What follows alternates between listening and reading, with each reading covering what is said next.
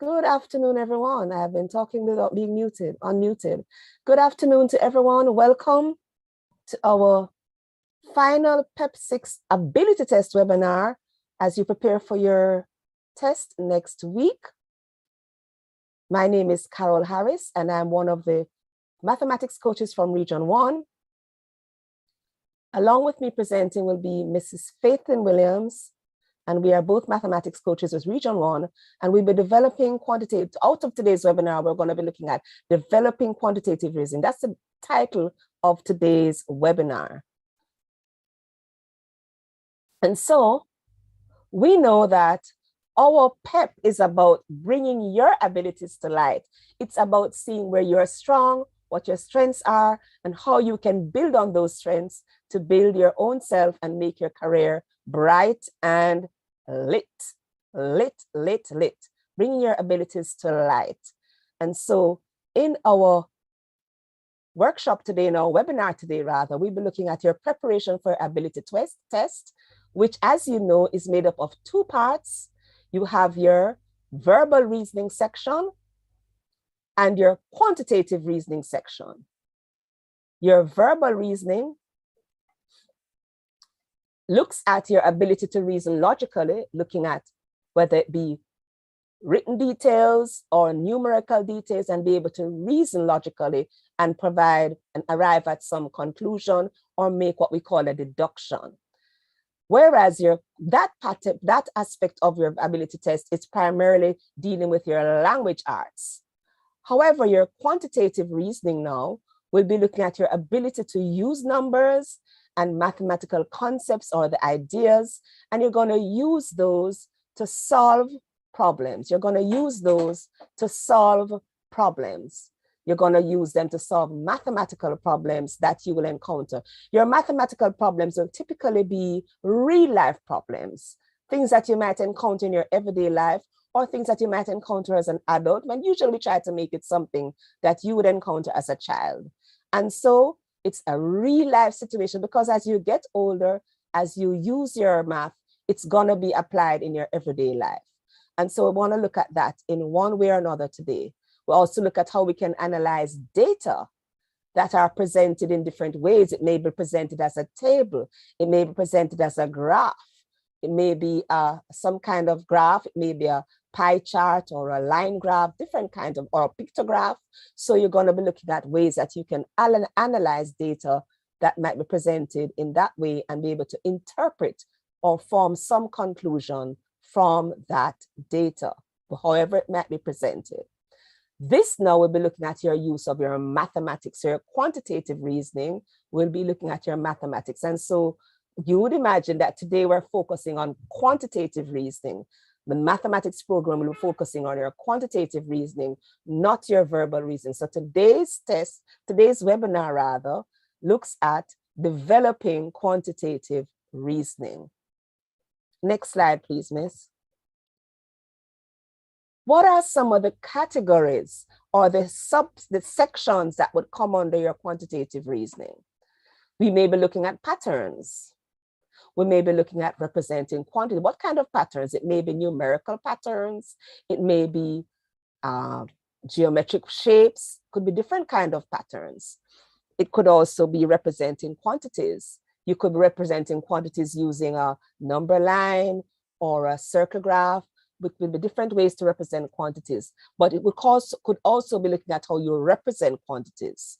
Another aspect of your quantitative reasoning may also be comparing quantities. Which one is larger? Which one is smaller? By how much more? Those are some of the things you might look at when we're comparing quantities. And you'll also be looking at problem solving. If I'm given a particular situation, how can I use my maths to solve that problem? How can I apply my math into solving that problem? And so that would be another aspect of our quantitative reasoning. Fifth aspect would be our approximation or estimation. By that, we might mean, how would I round? What would it be to the nearest 10 or the nearest 100? Approximately how much is it? Just about, what's a good estimate that I could make of this value? How could I make a quick calculation without using exact values? That would be an example of using your approximation or estimation. And as I mentioned, your data analysis, looking at your charts, your tables, and so on, in order to get information from it or analyze or interpret the data. So those are the 6 categories that will be encountered in your quantitative reasoning exam. We will look at some of these, not all, but we'll look at some of these today as we help you to develop your quantitative reasoning. Remember what today is about. It's about developing your quantitative reasoning. That's what we're about today. Developing your quantitative reasoning. So what does quantitative reasoning involve? We can move on. So as we develop our quantitative reasoning, we're about, as we said, using our maths in real life situations. Now, what is the process involved in our quantitative reasoning test, aspect of our test? With any test at all, any situation, any exercise, any activity, you must always read your instructions. What is the process here we're talking about for our quantitative reasoning? First things first, read your instructions. See what the question is asking you, read the problem, or see what is expected of you. What should you do? Are you to answer all the questions in this section? Read your instructions carefully. Next, you're going to read the specific problem or activity that you're being given to do. What does the problem say? Read it through carefully. You might want to read it more than once. In fact, it's useful to read it more than once. So you want to read the problem, make sure you understand what the problem is telling you, what it's telling you, and also what it is asking you. So you want to read the problem carefully so that you can have an idea of what is happening. The next thing you want to move on to do is to see what math, what am I needing to do in this question? What will I need to do? Am I needing to approximate? Am I needing to, will you need to look at this question carefully? What will you need to do with this question? Will you need to add something? Will you need to add 2 values? Will you need to subtract? Will you need to divide? What will you need? Are you going to be sharing things equally? What are we doing? What math are you going to be doing? You might be practicing with your friend. You're going to ask yourselves, what will we need to do this? You might be talking about it in class, but always ask yourself, what math do you need to answer this question, to complete the problem correctly? So you're not going to just look at numbers and say, okay, I'm going to do this. No, you want to look at your numbers carefully, look at what is being asked of you, see what is being asked of you, and then you see what math is needed. Am I approximating? Do I need exact values? And will I need to add? Will I need to multiply? Will I need to subtract? What do you need to do? Ask yourself that.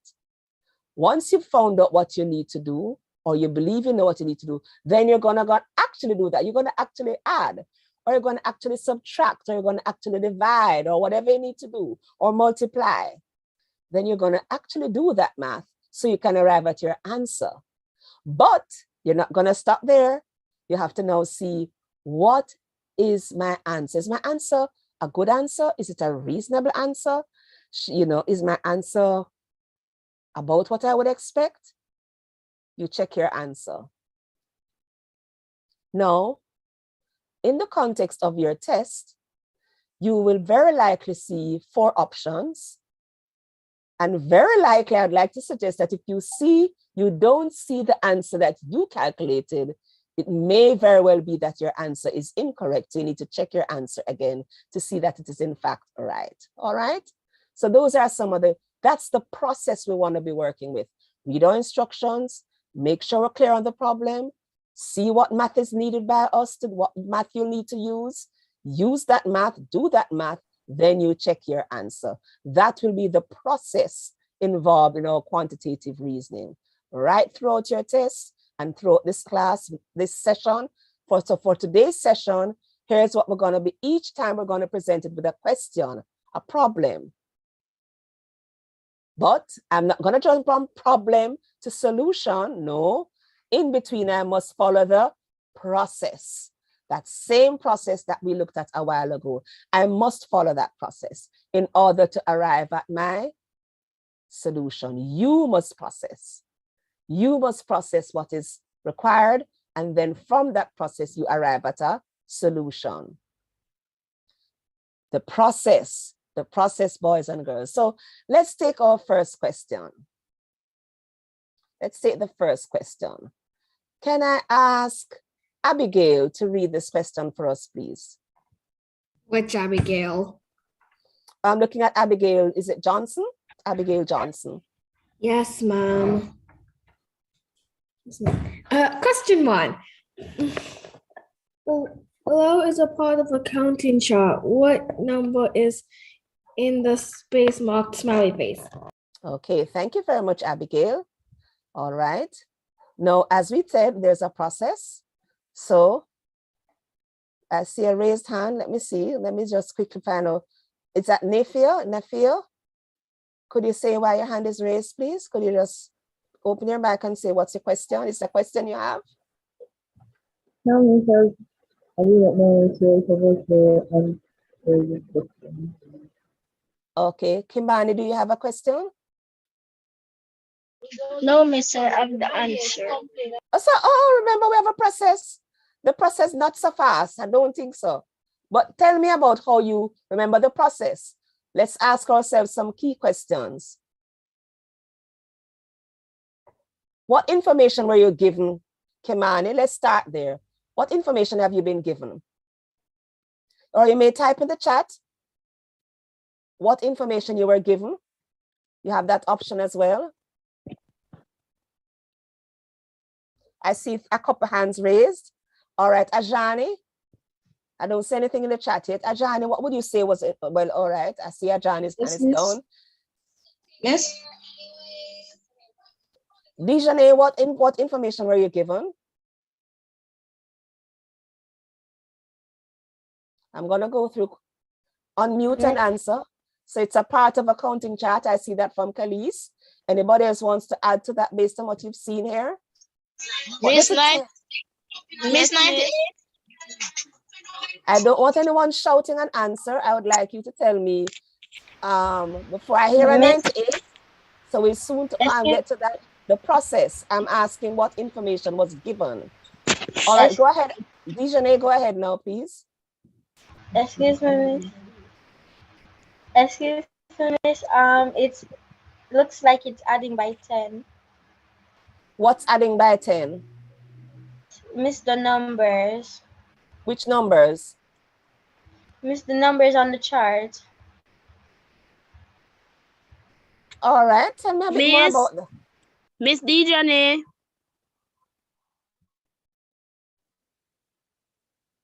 All right, so let me start. Dijane, it's adding by 10. What's adding by 10?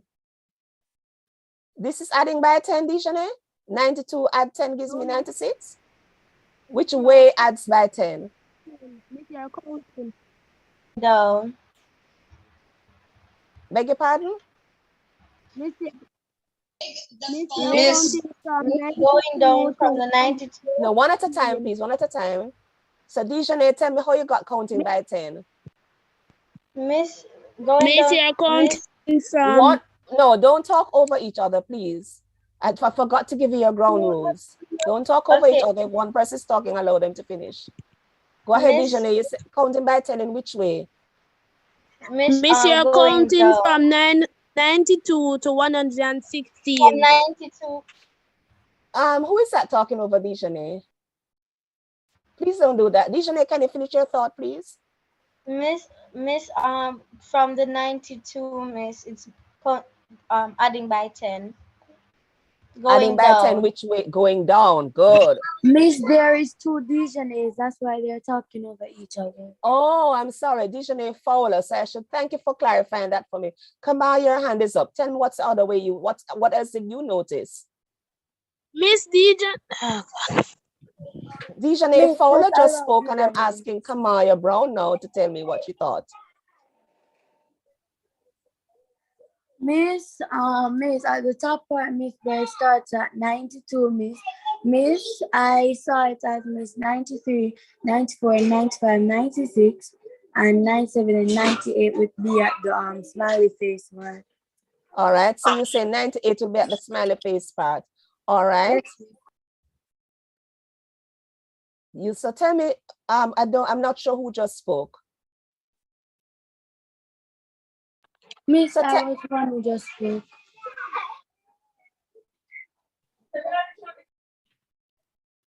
All right. Was that Kamaya who just spoke? Yes, Miss.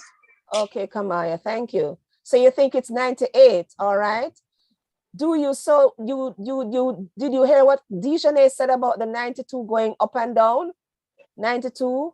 So according to what Dijane said. So if 98 is at the smiley face, Kamaya, and whoever else thinks it's 98, what would be on top of the 98 here? Miss, on top of the 98? Above the 98, yes. Miss, 93? Good. 93 would be on top. So would Miss, I just noticed what they were doing, Miss. Miss, there's columns for each number. So for 92, the ones digit is 2, so that would be the 2 column.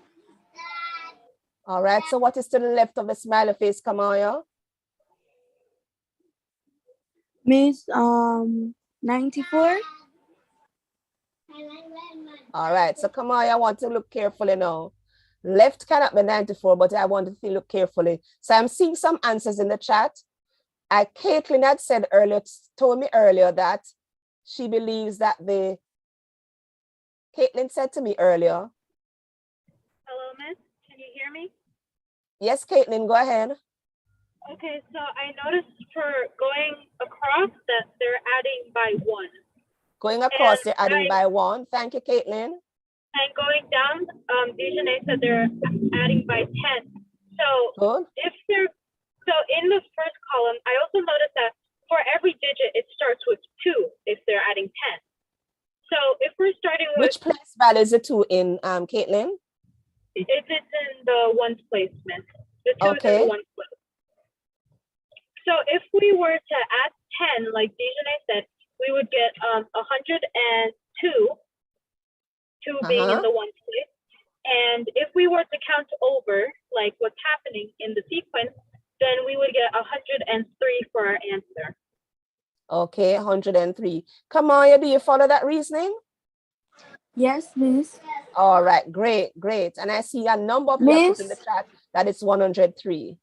Miss, what she said about the columns going down, Miss. Miss, I said that, Miss, like in the ones place, like there's a 2, Miss. Miss, so going down, then the ones digit of each number would be 2. So what would the smiley face be, Kamaya? Would it still be 98? Miss, from her reasoning, Miss, I think it's 103, Miss, from the columns. It's 103, correct. So let's quickly look at something together. Can you continue, please, Mrs. Williams?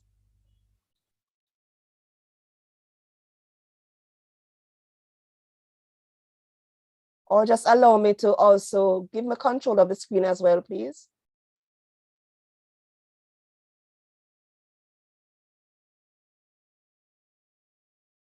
Okay, so let's look at this. Request it, please, Miss? You may request remote control. All righty, let me do that.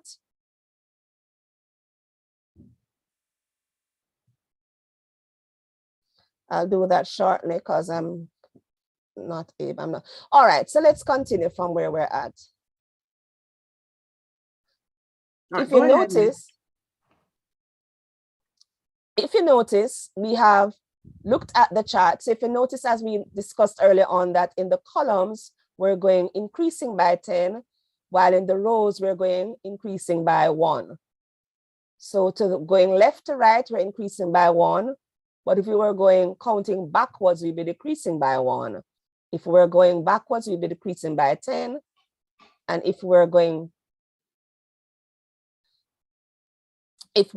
across, we'd be increasing by 1. But if we're going down, we'd be increasing by 10. So that would mean that our correct value is D103. It would not be 98, because in 98, that would mean that it would have been a different approach. Okay. All right. Harris, could you show us the part of the chart that we're looking at? I will do that quickly. So just go ahead and show that part of the chart while I see how I can request the control. Okay, Miss Harris, go. Okay, you will not be able to request remote control, so let's work with it right here. Correct. All right, so let's look back at the number chart or the counting chart there. Let's just, sorry, miss, let's go to the 121 and show me the chart. Just on the 120 chart. Right, just highlight it for us, please. So that's one number that we saw, 92. And we're looking, the smiley face would have been here. Could you just highlight the section of the chart that was shown? Highlight the rectangular section that we just took goes from 92 to 96. It went to 92 to 1. Beautiful. Thank you, miss. So that's the part of our counting chart that we showed.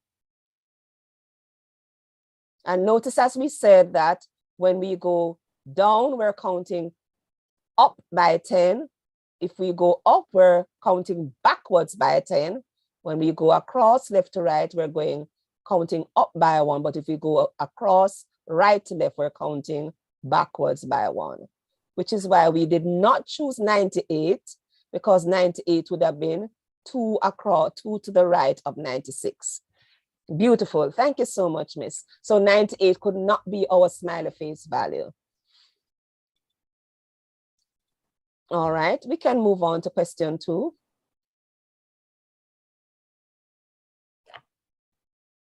All righty. I believe I'm going to ask Gabrielle Smith to read for me, please. Can you go ahead, please, Gabrielle? Okay. Students were asked, "Are you going on the field trip?" Some were not sure.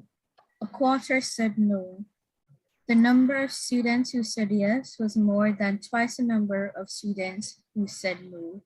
Which graph best represents the information above? All right, thank you very much, Gabrielle. All right, tell me something now. Gabrielle, I'll just stick with you. Could you share with me what information you've been given? Well, what information I've been given we've been given, I know for, right, that you can see here? That we know for sure is that a quarter said no. All right, good. And then twice the number of people who said no also said yes. So you have to look for that as well. All right, so twice the number who said no said yes. All right. Can I make a little interjection here, Ms. Harris? I noticed Gabrielle said twice the number, but I want her to look back at that third bullet and pay close attention to what the information says. Thank you for that, Mrs. Williams. It said more than twice the number. Okay, thank you very much for that, Mrs. Williams. I overlooked that. Very good, Gabrielle. And see why we have to read the problem carefully, everyone? Make sure we read the problem. So it's more than twice the number of students who said, so the number of students who said yes, rather, was more than twice those who said no.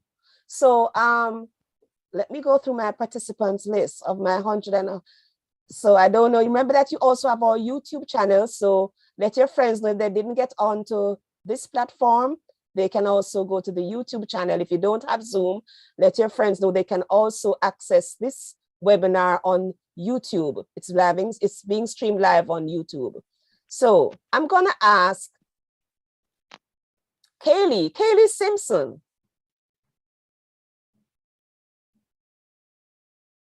Yes, Miss. All right, so Kaylee, tell me something. As we're looking at this, they don't have any quarter on there. So how would you know how a quarter looks based on what we have here? What would a quarter look like? I don't see the number. I don't see the number quarter It's have anywhere. a whole and 4 pieces. A All quarter right. would be like a piece of 4 pieces. Will be a piece of, but I don't see anything with a piece of 4 pieces.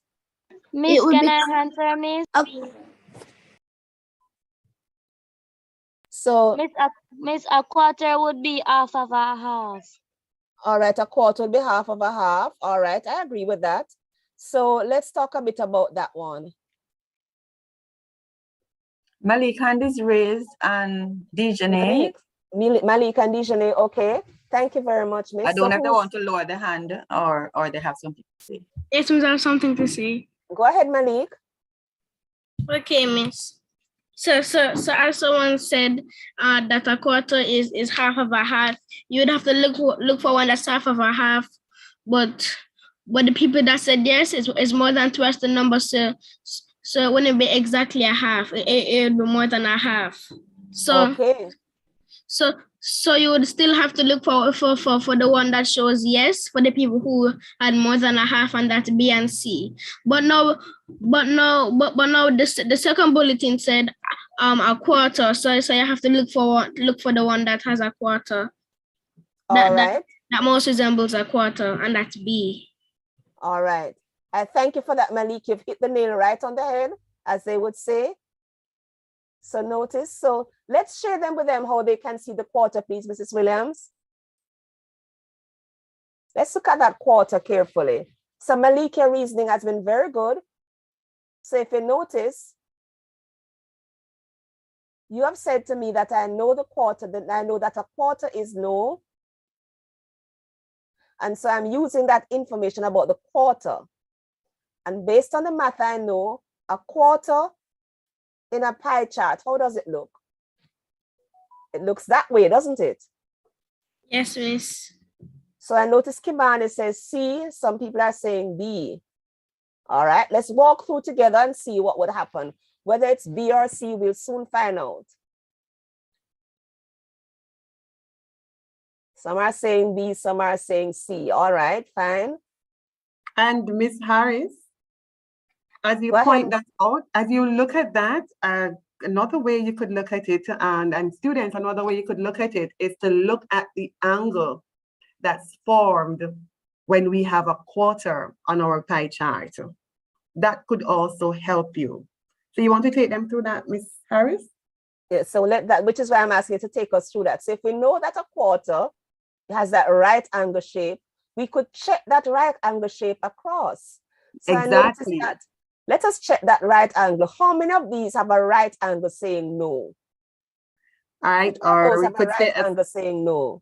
All right, or we just look for the square corner. So we're looking for square corners. Awesome. How many of these have a square corner saying no? All right, so A has a square corner saying no. So does B. Does C have a square corner saying no? No, Miss. No, it doesn't. Thank you, Danica. No. What about D? Does D have a square corner saying no? Yes, it does. No, Miss. No, Miss. So A, B for boy, apple, boy, and donut all have apple, boy, apple. I'm mixing up all my things. Apple, banana, and donut all have a right angle. All of those have a 90. All right, that's fine. But I have to remember something else. it says that more than twice the number who said yes is the number who said no. No, we said it the wrong way. So it The can't number who be said B. yes is twice the number who said no. So that means twice. What is twice the number who said no? Miss, could you just quickly remind us? Somebody had said a quarter is half of a half. So Miss, could just quickly show them where that, where the 2 quarters will take them, please. All right, so let's look at this. Great. So 2 quarters will be the same as a half, I can't remember who said it earlier on. But they said that it should be Miss, it more. was Danica. Right. So here we have the 2 quarters, right? So here it is showing 2 quarters equal to, which is a half, but it says more than twice the number of students who said no. So let's put that in. So if this is a quarter here or 2 quarters here is showing a half or is equal to a half, we want to be looking at a pie chart that is showing more than a half here for yes. So A is showing exactly a half. So we have to rule this one out, okay? So can we find one that is actually showing more than a half? So let's look at this one. Here we have a quarter, and going the same way, let's look at B. Following this line here, this will take us down a half, all right? And it's actually showing that orange area, which stands for yes. It's showing more than a half. So there we go. So we have more than a half, but we have to bear in mind the first part of the information given. A quarter says no. So let's see if we have met all the categories there. Yes, this is saying, this one is saying 1 quarter. Mute your mic. Thank you. So here we have B with the quarter being shown here, and we're using our square corner to actually help us out. So here we have a quarter, and we have yes, one showing yes with more than twice the amount there, which is more than twice half. So that one fits in. But look at C, right? What would make C not be the answer? The first thing is that the no is not a The no is not a quarter. Very good, No is not Gianna. Thank you, sir. All right, No, it's Gianna, not thank a you for that. quarter. So we have the no not being a quarter. So definitely this one would not be the answer. And the same thing as we look at C, look at it. What would make C not be the answer? Because the All right, next one Kamaya, more than hold the on. yes and the no. Kamaya is going to speak. Kamaya, go ahead. Miss, because the not sure is more than the yes.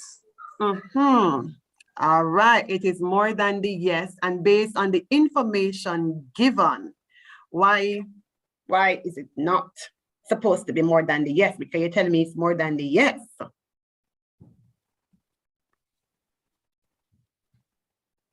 All right, Kamaya, you're muted. Miss, what was the question? Okay, you're telling me that not sure is more than the yes. What's the problem? What's wrong with that?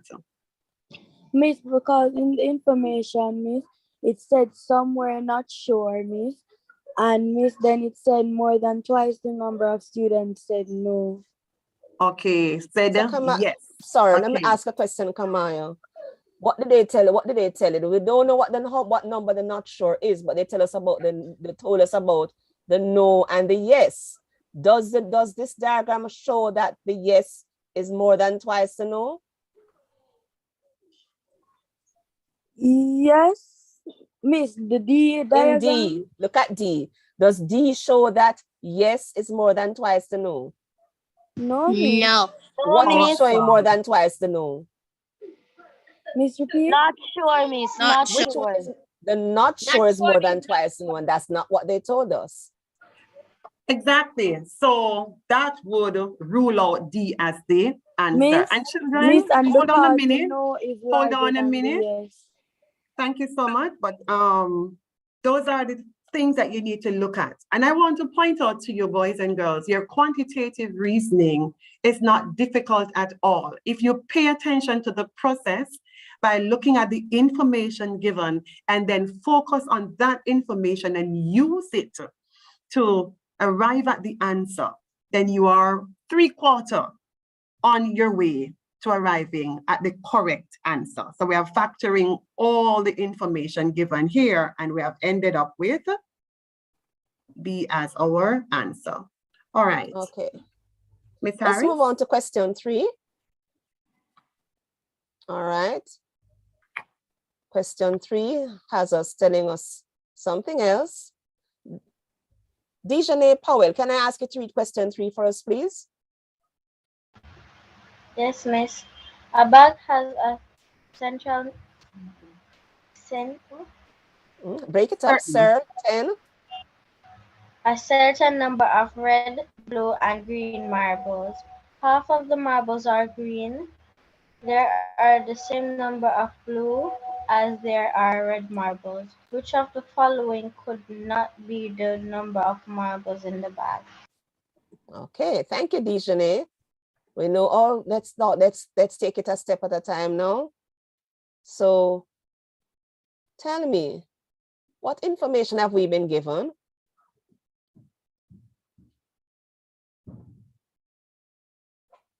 What information have we been given? Miss. Ajani, you want to start sharing? Okay. Yes, there's a certain number of red, blue, and green marbles. All right. So, Miss, can I say something? All right. So there are 2 hands raised. Just a second. Let me just see whose hands are raised. Who are the raised hands? All right. So Ajani, your hand is raised. Miss, half of the marble are green. Half is green. All right. Miss Harris, a suggestion here. Could they make a note in their book of the information that they'd like to share with you? And then when we reach further in the lesson, they can see if their conclusion is correct. They could make a note before they speak. Thank you so much, Mrs. Darby. So I would like everyone to try that out. Make a note of what you'd like to say is in the question, the information that is given. And then we can see when we discuss it together, you can see whether or not you are on the same track as where our discussion takes us. All right. Okay. So somebody says that half of the marbles are green. Good. Wait, Miss, I have another one. So they've told us a certain number. Ajani, what's the other thing you want to tell me? There is the same number of blue marbles as there are red marbles. Okay, so the same number of red as there are blue.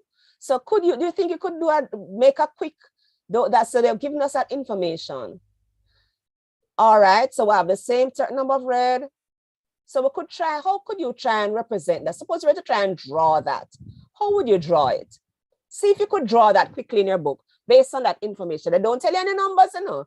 Just draw it and see if you could label your green, red, and blue. See if you could try that.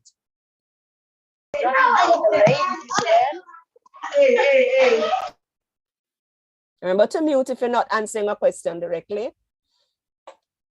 See if you could draw that quickly, and let's talk about that a bit. So we know you've just told me what information we've been given. We've underlined that.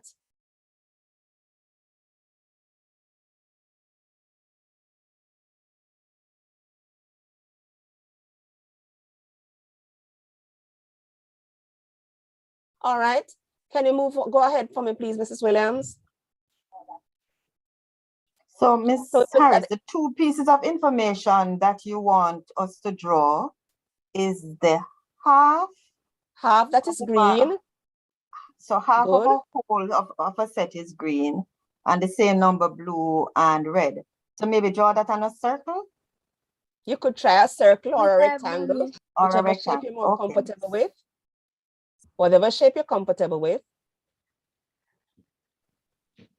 So okay, Zachary wants to say something, Miss. Can you go ahead, Zachary. Could you I see your hand is raised. Sorry, go ahead, Zachary. What would you like to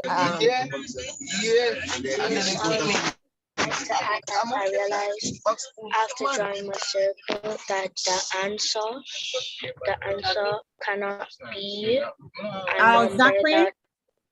Zachary, if you're going to share, we're going to ask you to make your background a little bit quieter. So there's some device turned on, you want to turn that off, and then you can share. Okay, Miss, can you hear me clearly? Okay, go ahead.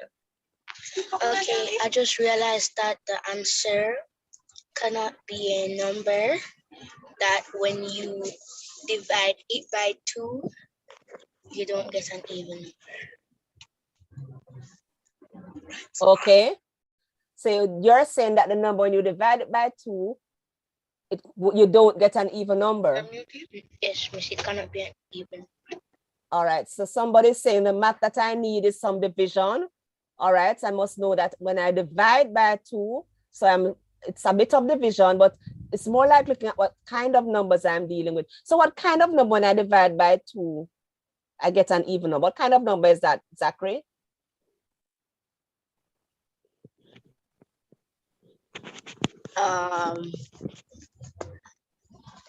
I divide by 2 and I get 7. Is that an even number? No, Miss, that's not it. No, Miss. All right, so when I divide it by 2, I must get the answer must be even. Yes, Miss. All right then. Okay, thank you. I got that. So when I divide by 2, I must get an even number. I quite agree with that. All right. Is there any other hand that's raised? Yes, indeed. We have a Naifa Christie. Go ahead, Naifa Christie, and share. Naifa, your hand is up. Go ahead, Naifia. Is it Naifia or Naifia? Go ahead, Naifia. Do you agree with your classmate who said that when I divide by 2, I must get an even number? All right, continue. I'm not hearing you so clearly, though, Naifia.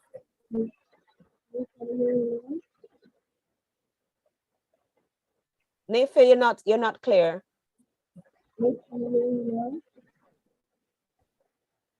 All right, Naifia, we're going to ask you to check the volume on your device. Yeah, I'm not hearing her at all. We're not hearing you. So could we move on to Kamaya? Go ahead, Kamaya. Miss, how I would get the answer? Miss, you can check how many different colors are the marbles. Miss, then you divide the numbers or the options that you get by the number. Miss, Miss, how much marble is the red marble, Miss? They didn't tell me. They just tell me it's a certain number. Miss, and remember, Miss said you are to use a diagram to help you draw represent the information. Yes, Miss, I drew the diagram. You want to tell us what you drew? Miss, if you know how many blue Miss, I just come on, so I don't know what is the diagram. Only persons who have raised their hand and is identified should be speaking. All right? So, Kamaya, did you use a diagram to show the information given here? Yes, Miss. All right, tell us what you did, Kamaya. Miss, for the diagram, Miss, I drew a circle, Miss, and in it said half of the marbles are green, Miss. So I draw a half mark and put green and labeled it green. Okay, and then, okay. Then with the other half, it said the same number of marbles are there as they are red marble, Miss. So I draw a line between the half, Miss, and then section them out, Miss, and put blue and red. I noticed you said you draw a line. Can you tell us how you drew that line? Can I just draw it anywhere? No, Miss, I drew it in the center to show that it's a half. Okay, all right. So you make this half into a further half. Thank you so much for that. All right. Thank you, Kamaya. Okay. So just remember showing to it type in the chat. Later. Make sure to type in the chat when you're answering. Don't just speak out aloud. All right, type in the chat. So let's look at it now. So we're showing what Kamaya said. This is exactly what she said. She drew a circle, shade a half, and color it green. And then the other half, it was divided equally. Yes, Miss, that is exactly what I did. Yes, Miss, that is exactly what I did too. That is Take it away now. Great stuff. Miss Harris, go ahead. So now, I noticed hold on a minute, was it Harris. Tajani? Miss Sorry, Harris. Mrs. Gab? Robert Reynolds is saying 29 could be the answer. Okay, 29 could be answer. Okay, Robert, tell me about that 29. Tell me quickly why you're saying 20. Remember, do you agree with, I think it was Ajani who said, when I divide that number of marbles in the bag by 2, I must get an even number. Do you agree with him? Robert? Unmute and tell me what you think. Miss, I agree with him. So Robert, Miss, Ajani, I believe, said that the number of marbles in the bag, whatever that number is, they didn't tell me, they just said a certain number. That means the number can be any number, but the number must have a particular character. The number must fit a particular characteristic or feature. The number must be, that number, when I divide it by 2, the answer I get must be an even number. Why? Because I have to divide it again by 2 and the 2 numbers must be the same.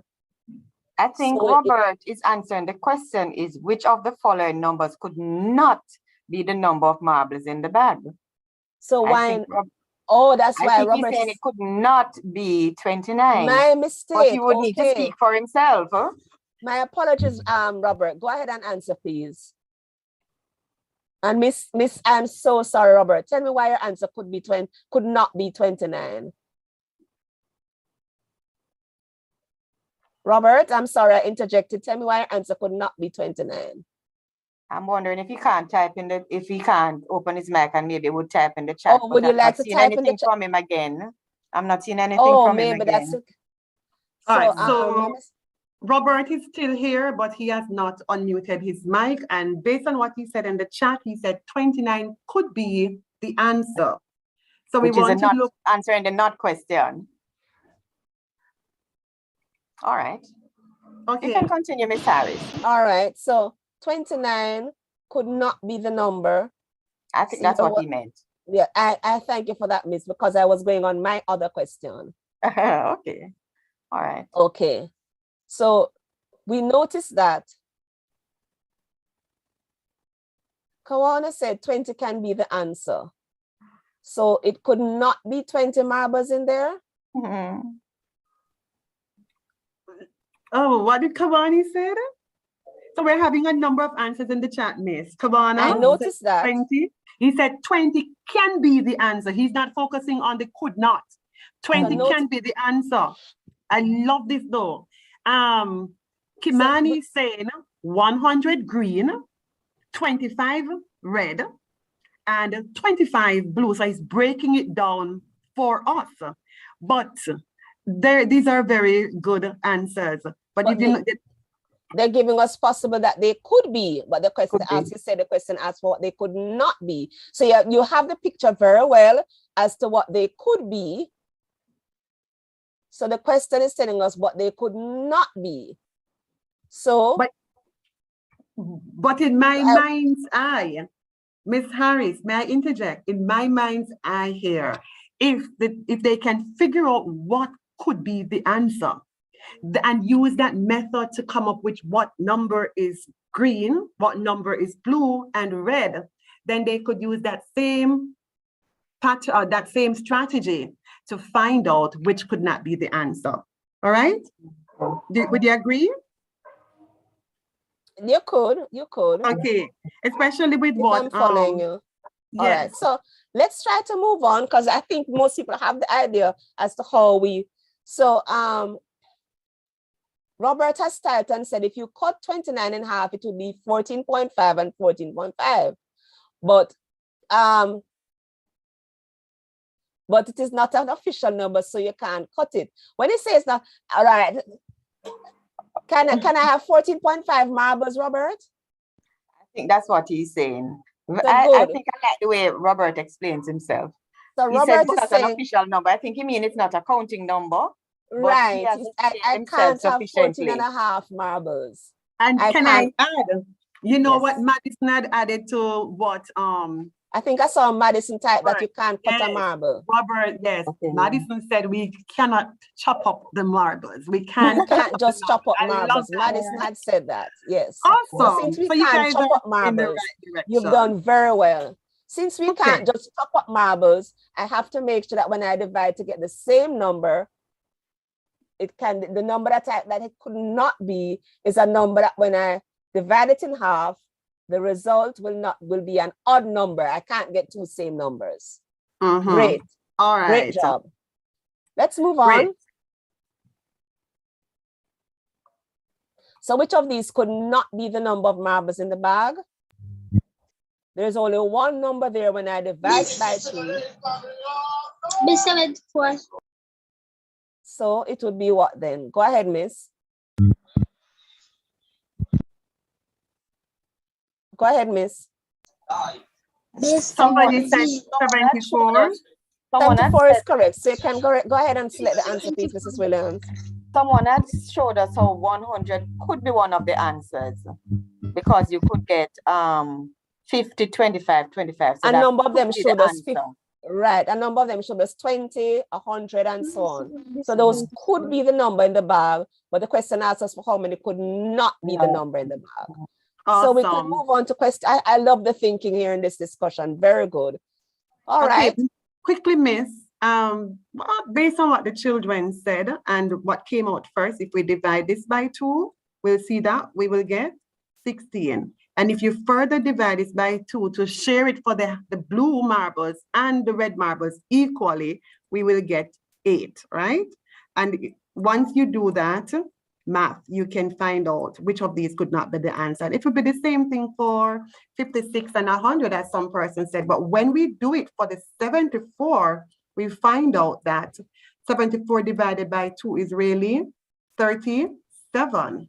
And so here we now need to divide 37 by 2 to see if we can get the same number to represent blue and red marbles. But here we're seeing 37 divided by 2 is equal to, let's put 1 there. And of course, this is equal to, tell me, equal to 8 with a remainder of 1. So it's 18.5. And as Madison said, we cannot cut up the marble. And so definitely this is the odd one out. So we look to see if we are meeting the required strategies and even the very math that we said we would use. And if it doesn't work, then we know which one is out. All right, here you go, miss. Go ahead. All right, so let's look at question 3. Tiga Clark, is that Tiga? Tiga, your hand was up, or you're gonna ask something or say something? Where's myself? Tiga, is it Tiga or Tiga? Your hand was up. Did you lower it? Yes, I can read.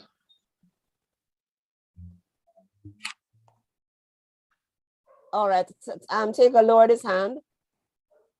All right, Ajani, since you're volunteering, go quickly, Ajani. Although you've shared a lot today, you can continue.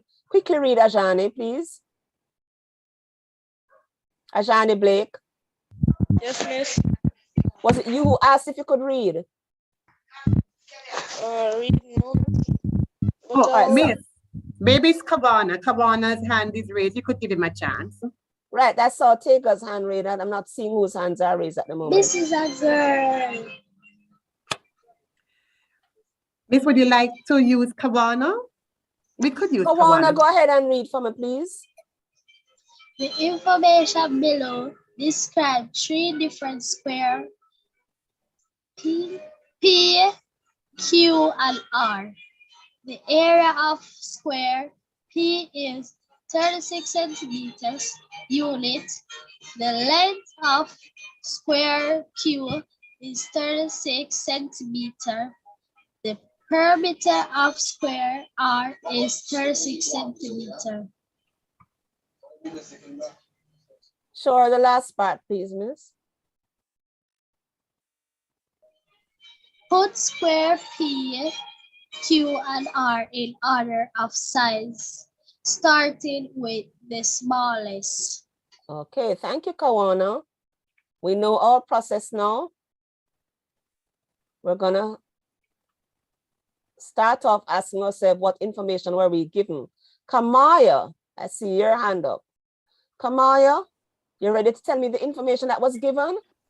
Miss, one of them is that you put squares P, Q, and R in order of size, starting with the smallest.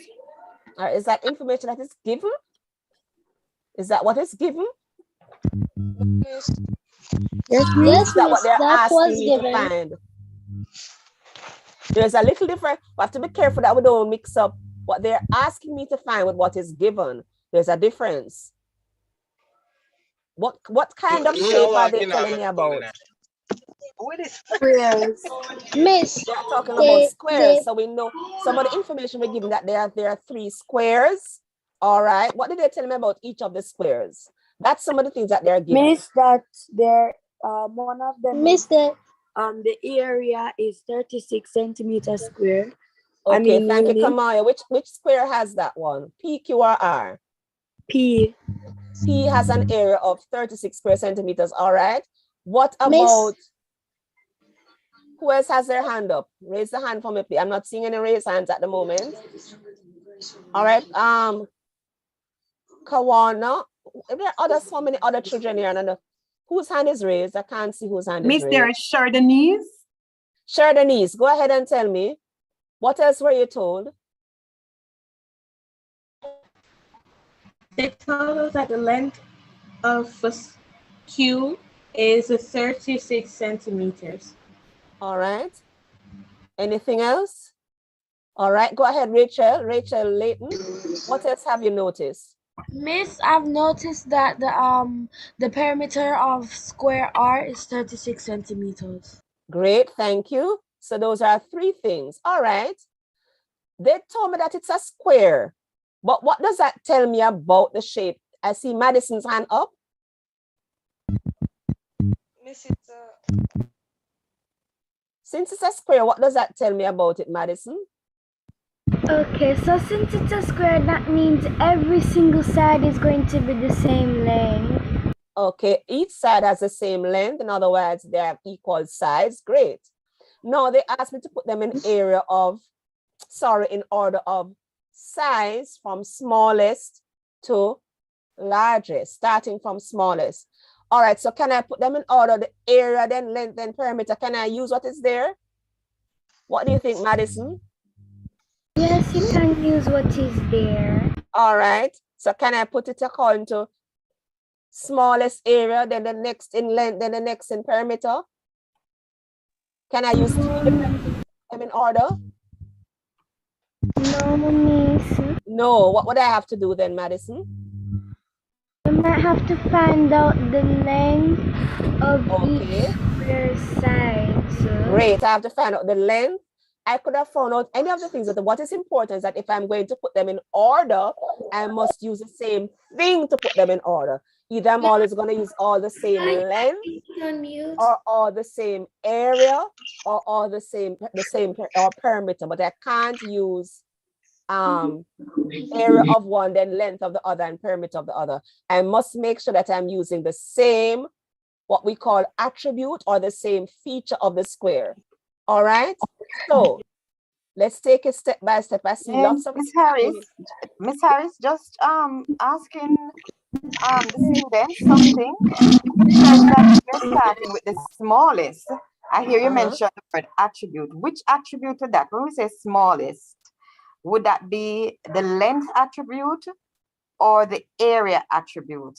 And then I would also like to find out what is perimeter. Is it different from area? Is it different from length? How is it special? Yes, Miss, it is different. This is different from perimeter area, Miss. All right, I think Miss Harris would ask you to write down your thoughts. Write your thoughts down. So you have something to make note of.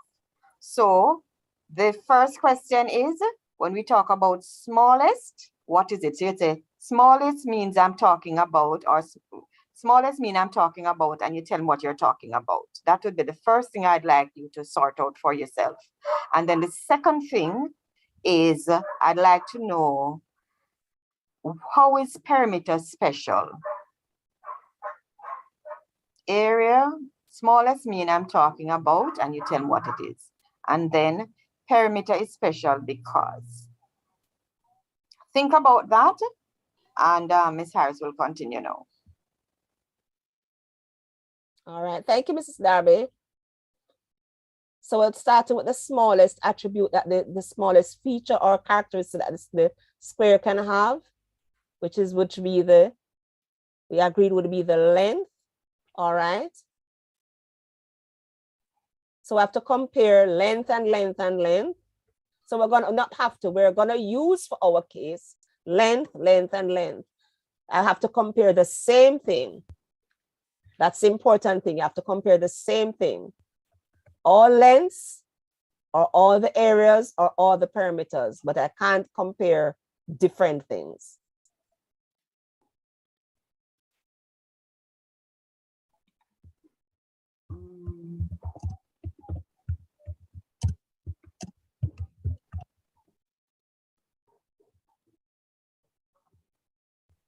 Miss, I just come on and I don't understand what you're doing.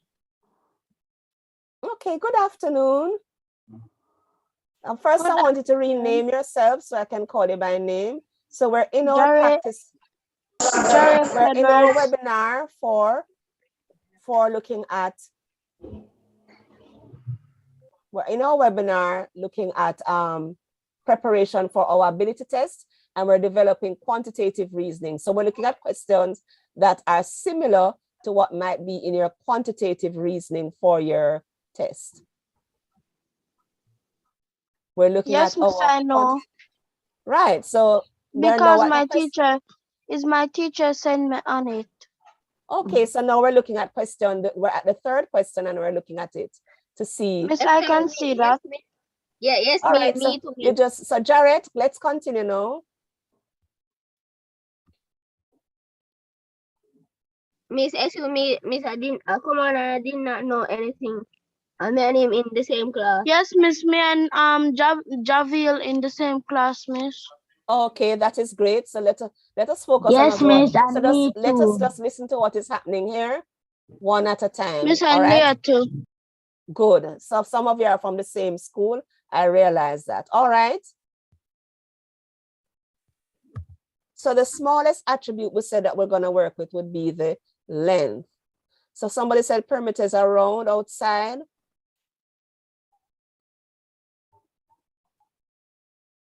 So somebody's telling me, I'm seeing different things. I'm seeing several different things. Oh. I'm seeing several things in the chat sending us direct messages. So we can't, you have to compare each of them. They're all squares, but they have different things. They've told us the area of one, the length of one, and the perimeter of another. Now the starting attribute of anything for this would be the length. Okay, so for square P, let's look at square P together. What is the length of square P? How could I find the length of square P?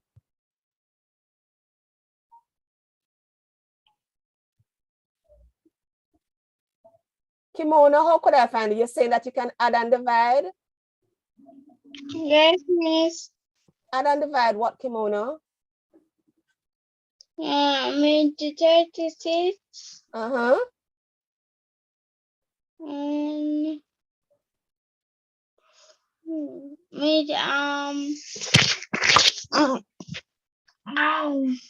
With by 4.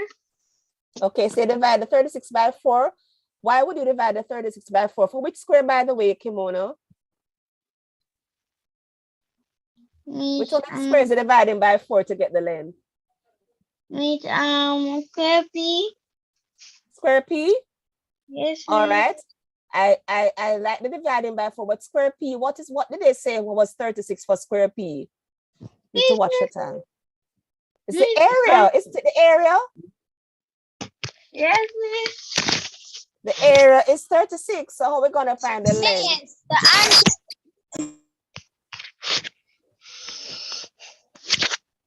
I would divide by 4 for one of the squares to get the length, but not square P. I see some answers being sent as a direct message to me. So I'm just looking at some of the answers that are being shared with me.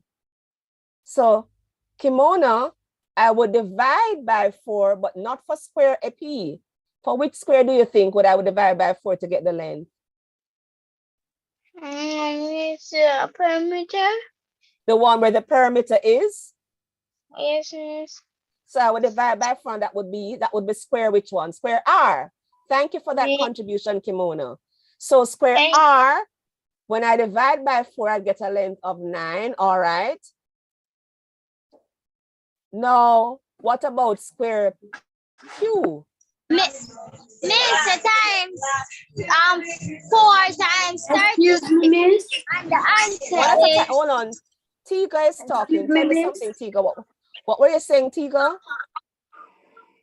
Tiga, Miss, the times the third 4 times 36, Miss. For which square? 4,046, 656. Miss, I get 144. All right, persons are telling me answers and I don't know where they're coming from. And we have a process where in our discussion, we're saying we're using our math. We know that. So let's quickly pull this together. We know that in our maths, squares have lengths of equal sides. However, in our question, they told me the area of one, the length of one, and the perimeter of another. And we are asked to put them in order of size from smallest to largest, starting with the smallest. Now, if I'm starting with the smallest, it means that if I'm starting with the smallest,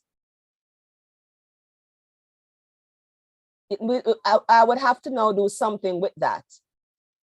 I have to find an attribute. I have to find an attribute for my smallest one. I have to find an attribute that's gonna take me from smallest to largest. Excuse me, Miss. Yes, who is that, Kamaya? Yes, Miss. Miss, can I tell you how you can find the area of square P? But they told me the area of square P. I want to find the length of square P. Miss, I know the length. How did you find the length, Kamaya? Miss, because with a square, Miss, all the sides are equal, Miss. Miss, so therefore, Miss, you would have to divide 36 by 4 because there's 4 sides. And then the answer is 9. So, Miss, you put the 9 on each of the sides, Miss, so the length is 9. All right. I hear that reasoning. So how do you find the area of a square, Kamaya? Miss, square P? Any square, how do you find the area of a square? Miss, I can tell her because Miss, you multiply the length by the width. Since the width is 9 and the length is 9, 9 times 9 is 81. But they didn't tell me that the length was 9, Kamaya. They told me the area was 36. Tiga raised his hand earlier. Is it a boy or a girl? I asked you to speak, Tiga, and you're not speaking. How can I find the length of P? That's the question I'm asking my class. Persons keep telling me that they've told me the area, find length times width.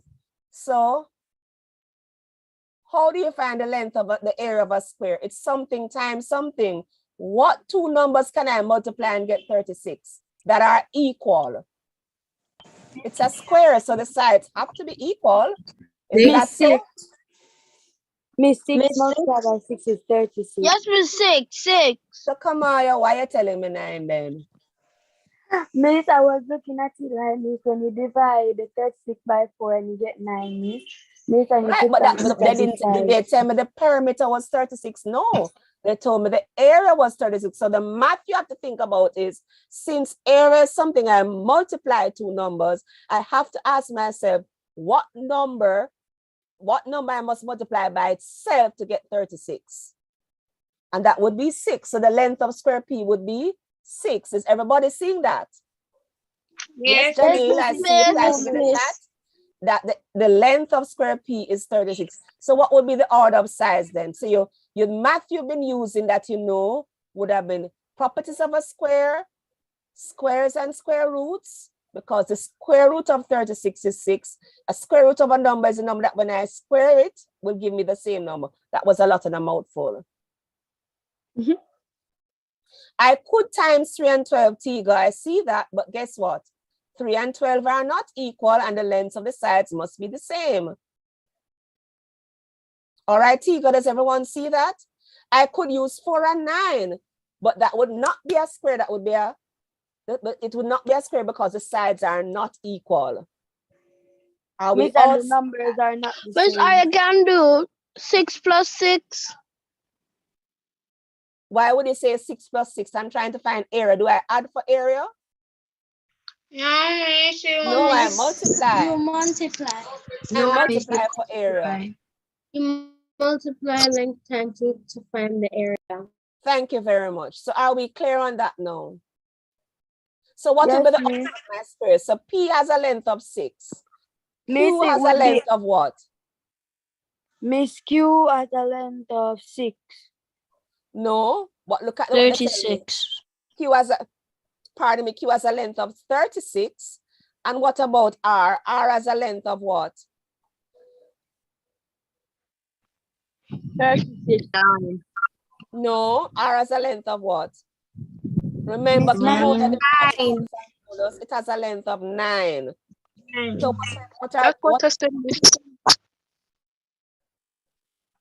so can I get them from smallest? So from smallest to largest, then I'm going to go P, then R, then Q. Thank you, Zidane. I see that in the chat. Does everyone see that reasoning? Yes, miss. Yes, miss. Let's move on quickly. Let's move on. Need to move on. All right, I have 2 bags of sweets. Who is reading for us? Narlene? Miss, I can do question 4. Who is reading for? Oh, let's read question 4. I have 2 bags of sweets. Each bag contains more than 20, but fewer than 30. Tiga, were you asking to read question 4? Yes, miss. Go ahead, Yes, miss. Tiga. I have 2 bags of sweets. Each bag contains more than 20. I can start the sweet is in Whoever's that, mute your mic, please. equal for. Can everyone else mute their mic except Tiga, please? Norlene, somebody else is speaking. Tiga, go ahead, please. I can share the sweet is in bags are equal for 9 persons. I can share the sweet in bags B. B equal for 4 persons. What is the possible difference between the numbers of sweetie in bag A and bag B? All right, thank you, Tiga. All right, so I have a question to ask. Remember, we have a process. Francis, your hand is up. Are you ready to tell me what information is given? Yes, miss. What information were you given? It says I can share the sweets in bag A equally for 9 persons. All right. You're gone to about the 3rd line though. Tell me something else. Tell me an earlier bit of information here. Thank you, that is true. I can share the bags in the sweets in bag 8 with equally with 9 persons. How many sweets do I have, Francis? I have 2 bags of sweets. All right, I have 2 bags of sweets, but how many sweets are in each bag? Each bag contains more than 20, but less than. But less than 30. More than 20, but less than 30. So I have 2 bags. Each bag has in more than 20, but less than 30. It also tells me that I can share the bags in the sweets in bag A equally with 9 persons, and those in bag B I can share equally with 4 persons. All right, great. Type in the chat for me quickly. What are the numbers that I could have? Type in the chat for me the number of sweets that could be in the bag. Type in the sweets in the 36 and 32. Remember, it has to be fewer than 30. Has to be fewer than 30. Okay, Marvin has 21 all the way up to 29. I don't want to hear how many are in each bag yet. I just want to know what is the possible number of sweets, and I thank you. Some said 21 to 29. All right. Now, Anne and Harvey, why is it that there are 27 bags, 27 sweets in bag A? Anne, can you unmute your mic and say why there are 27 bags sweets in bag A? Go ahead, Anne. I'm asking, can you unmute? Miss.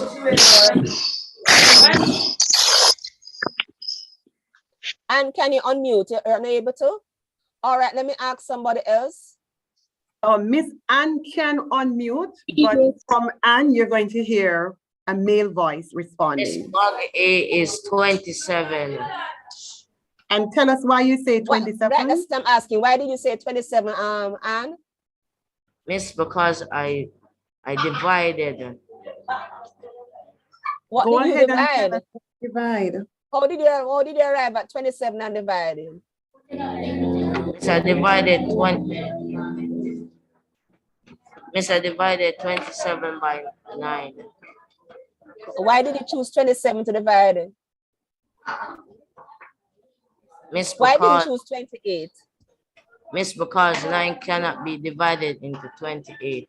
All right, and it said it could be shared equally with 9 persons, and if it can be shared equally with 9 persons, nothing is left over, and it must be there for what we call a multiple of 9. Are we all seeing that? So bag A has in 27.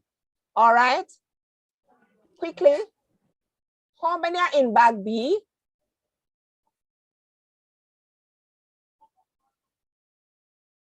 How many are in bag B?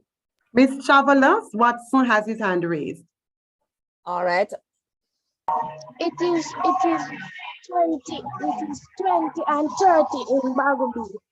Remember, it don't go up to as much as 30. It's from 21 to 29. 24. Morning. Chavalos, tell me again. If it, remember, I can have anywhere from 21 to 30, 21 to 29 seats. So Chavalos, if I'm sharing equal with four persons, what possible numbers could be in my bag? Miss 28. Only 28? I couldn't have another number? Miss 24. I could have 24 or 28, all right? So I have 27 in bag A, and I could have 24 or 28 in bag B. Good. So what's my possible difference?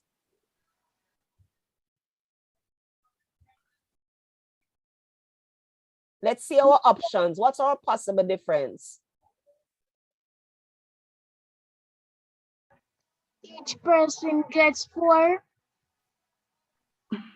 What is the question asking you, Chavalos? It's asking me what's the possible difference between the number in bag A and the number in bag B. So I was not interested in how many each. So what's the possible difference? The one is in bag B.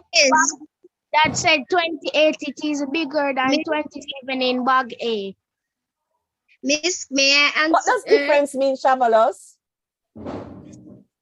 Remember, difference means what? What match? How much more? To find difference. How much more? How much more? And how do I find how much more? Do I add, multiply, subtract, or divide? Add.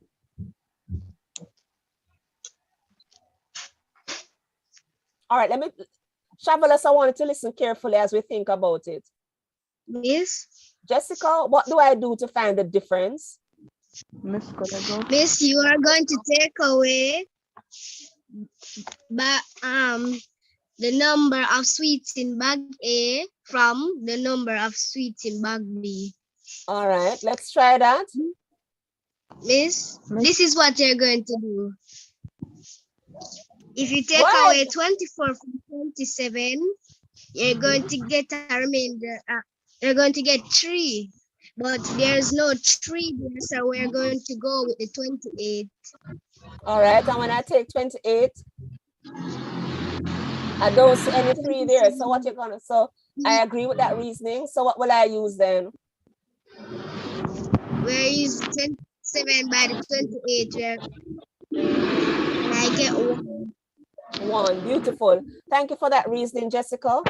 So the possible difference here would be 1. I thank you for the lively engagement. I'm going to hand over now to Mrs. Williams to finish up for us. Please, head to you now, Mrs. Williams. Thank you so much, Ms. Harris. And boys and girls, I see that you have been enjoying the webinar so far and you have been participating, and I want that to continue. So far, I like the reasoning that's taking place. So let's keep it as best, keep it going. All right, so let's go now.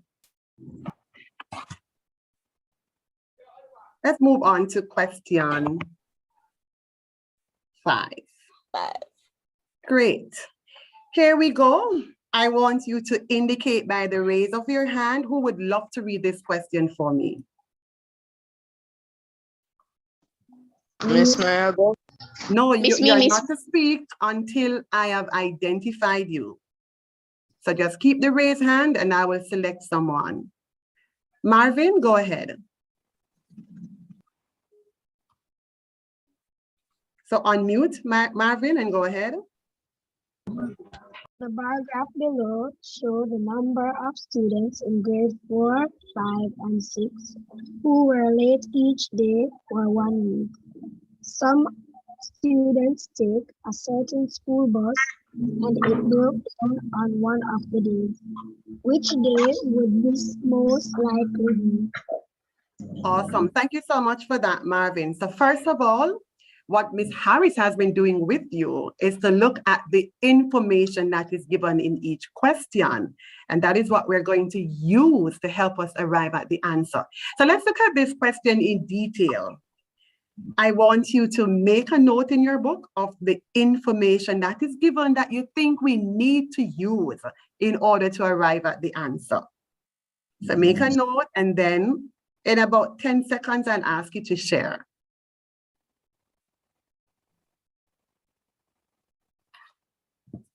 All right, get ready to share now. Raise your hand if you're interested in sharing. So that I see Janelle with a raised hand. Janelle, go ahead and tell us what what information have you identified? The information I have identified in this one is the bar graph below shows the number of students in grade 4, 5, and 6 who were late each day for 1 week. So that's one bit of information. Excellent. So we have students in grade 4, 5, and 6 who were late each day for 1 week. Is there any other information that's given? Thanks for that. Janelle? You're welcome, Miss. Okay, awesome. So I'm seeing some raised hand, and I want to hear from Sean. Go ahead, Sean. I would say that some students take a certain school bus and it broke down on one of the days would also be important. All right, so Sean, your mic is muted. Can you unmute and finish up what you were saying? I said that my opinion is that some students take a certain school bus and it broke down on one of the days would be a piece of important information. Why you want to tell us why you say so, Sean? Why is it so important, Sean? Because I love the way you stress that you think it's important, but why? Tell us.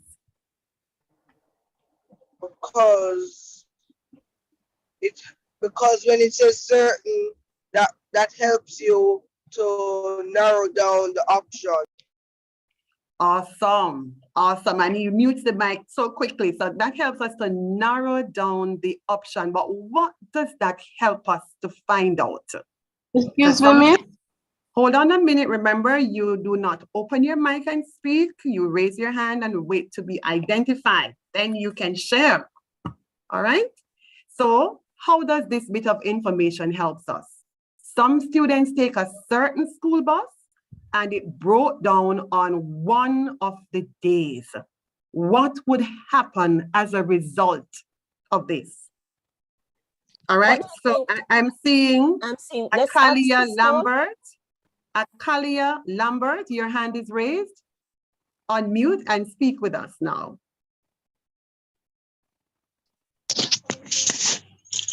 Go ahead, Akalia. All right, so we're not hearing from Akalia. Let's go to Crystal, Miss. Akalia. Akalia, go ahead, Akalia. Miss, I think that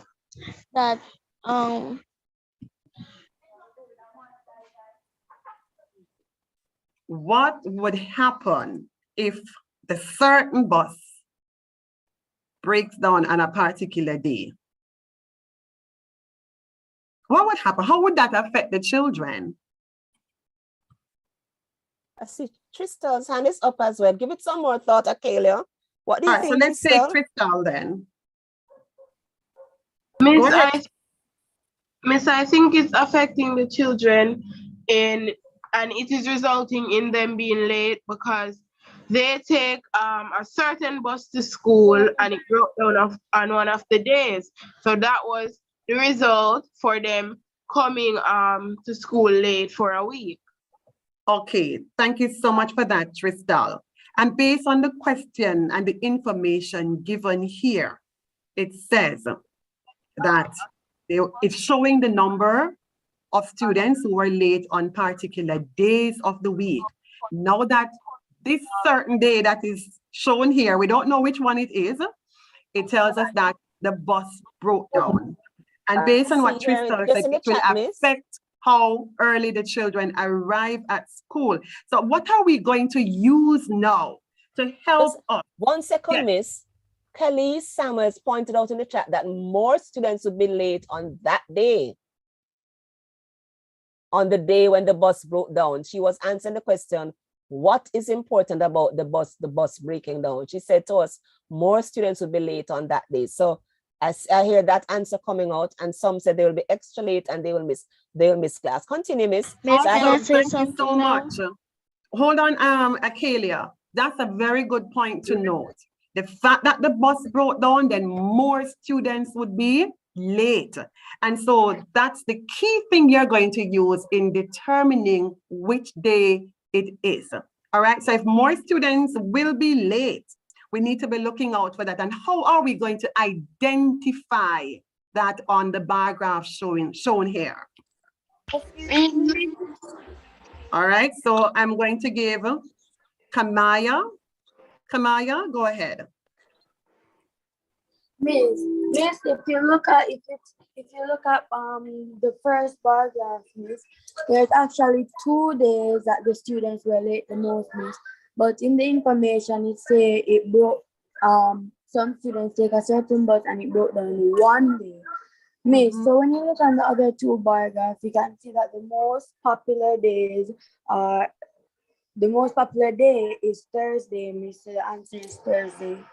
All right, thank you so much for that, Kamaya, and I like your reasoning. So Kamaya said, if you notice for grade 4, we have 2 days here, which shows a large number or a high number of students being late. But Kamaya went on to say, when she looked at the number of students in grade 5 that were late, at least Thursday shows that the highest number, and the same for grade 6. And so Kamaya, thank you for that. And she has reasoned out that it has to be Thursday based on our discussion and based on what the information tells us, the certain day you have more students, you would have more students arriving at school late, and that would have been a day where it's resulting in the highest bar being shown for each grade on that particular day. And that day here is shown as, and you can just go ahead and write the answers in the chat. Wow. A lot of them have Thursday. The chat is just blowing up with Thursday, miss. Lots of Thursdays here. So many persons are agreeing. Awesome. 1 or 2 persons said Friday, but most persons have said Thursday. Well, let's look at Friday. All right, so here we're on for grade 4, we're seeing that the top of the bar is at 3, and for grade 5, that is showing 1, and here we are having 2 there. But remember, if the bus breaks down on a certain day, it's going to result in more children being late. And so we're going to be looking for that high bar, or the highest bar for each grade on a particular day, all right? And here we have it Thursday being shown on all the others as the day in which most students were late. And that's very good reasoning. And we're talking about quantitative reasoning here. We're looking at how you use your number and the math that you know, the content that you know, to help you arrive at the answer. And I think you did pretty well with this question. So, they did. Yes, you're really on the ball. And here we have it. Our answer, as many of you put in the chat, is Thursday. Great. So let's move on to question 6. Now, several hands are raised, and I know it's not raised. Your hands are raised to actually give me the answer. But I'm going to choose from one of these raised hands. Ashley Virgo. Ashley Virgo, would you like to read question 6 for me? Go right ahead. Miss, can I answer this? Remember, you only speak if you are given permission. Now it's Ashley, go ahead. A baby giraffe was born standing 150 centimeters tall. It grew at a rate of 30 centimeters per day. Suppose the giraffe continued to grow at this rate. How many days old would it be when it's 150 centimeters tall? Thank you so much for that, Ashley. Now, remember, we're going to go through the drill. What information was given in this problem? So again, we will take some raised hand, and I'll ask Javon Spencer. Javon Spencer, can you tell us one bit of information that's given and you think we need it to solve the problem? Miss. Go ahead. Okay. Yes. Miss, go ahead, Javon. A rate of 30 centimeters per day. Awesome. It grew at a rate of 30 centimeters per day. What does that mean to you, Javon? In your own words. Miss, it's not Javon. Javon, go ahead. Basically, each day should 30 centimeters. All right, so basically each day the baby giraffe grew 30 centimeters. Awesome. Thank you so much. Now we want to hear from, let me see. Wow. Shabanisha Yuan. Shabanisha Yuan, can you go ahead and tell us another bit of information that's given? Shabanisha Yuan, go ahead. Miss, it was at, suppose the baby giraffe continued to grow at this rate, how many days would it be when it was 600 centimeters tall? That's another bit of information. Why would you say that's another bit of information, Shavanisha? Miss, because if we just continue to know when the baby is born, it wouldn't make no sense. We need to find out a time when it stops to grow and the day. Awesome. Thank you so much. So it's giving you the end point that we need to focus on. All right. So the beat all here, the centimeter, the final centimeter or the final height that we need to focus on. And that's very, very important. All right. Any other information that's given? Let's check what's happening in the chat. Let's chat. Okay. I see Jessica. I see lots of answers there in the chat. I got No, so I'm focusing. The giraffe was born standing 150 feet tall. Okay, hold on a minute. Remember, we speak when we're identified. Jessica put in the chat that the baby giraffe was 150 centimeters tall at birth. And as I said, children, you're on the ball. So here we have it. We have identified all three bits of information that we need to use to help us solve the problem. Now, how are we going to arrive at the answer? I would love persons to raise your hand now to tell us how you're going to use this information to help you get to the answer. All right, so we have at birth how tall the giraffe is and how many centimeters it grows per day, and also what we're asking you, the height. It's new height. We're telling you the new height, which is 600 centimeters. Anybody? Any raised handers yet to say? There's a Simoy. Let's ask Simoy, Miss. Simoy's hand is up. Simoy Williams. Go ahead, Simoy. Okay, good afternoon, Miss. Good afternoon. So for my strategy for this question would be to write down 151, which was the first number I was given, and then adding 30 and counting by the days. It would take a lot of time, but it's just to make sure that my answer is correct. I like what you said. Thank you so much for that, Simoy. So based on what Simoy said, we could actually use a table to put in that bit of information. So Simoy said, Simoy said she would put 150 centimeters and then keep adding 30 centimeters until she gets to 600 centimeters. That's awesome. Miss, that is exactly what I did. Somebody spoke without being identified. Remember, we want this thing to flow nicely. So let's continue. So based on what Simoy said she would write down 150 and add 30 centimeters each day, but it will take a lot of time. So let's look at this here. If you notice, what you could actually do in that 150 centimeters, you're recording the height and then the number of day by adding 30 centimeters. All right, so the first day, we would add 30 centimeters. But before we go there, let me ask a quick question. Here we have height, and here we have 150 centimeters. So we have height in centimeters, 150 centimeters, and for the number of day, we have at birth. Can anybody tell me what number would we put here to show the number at birth? How old would the giraffe be here? One day old, Miss. Wait till Miss gives you a chance. Somebody speaking before time. All right, so I'm going to tell you, I'm going to take it from Ajani Linton. Ajani Linton, go ahead.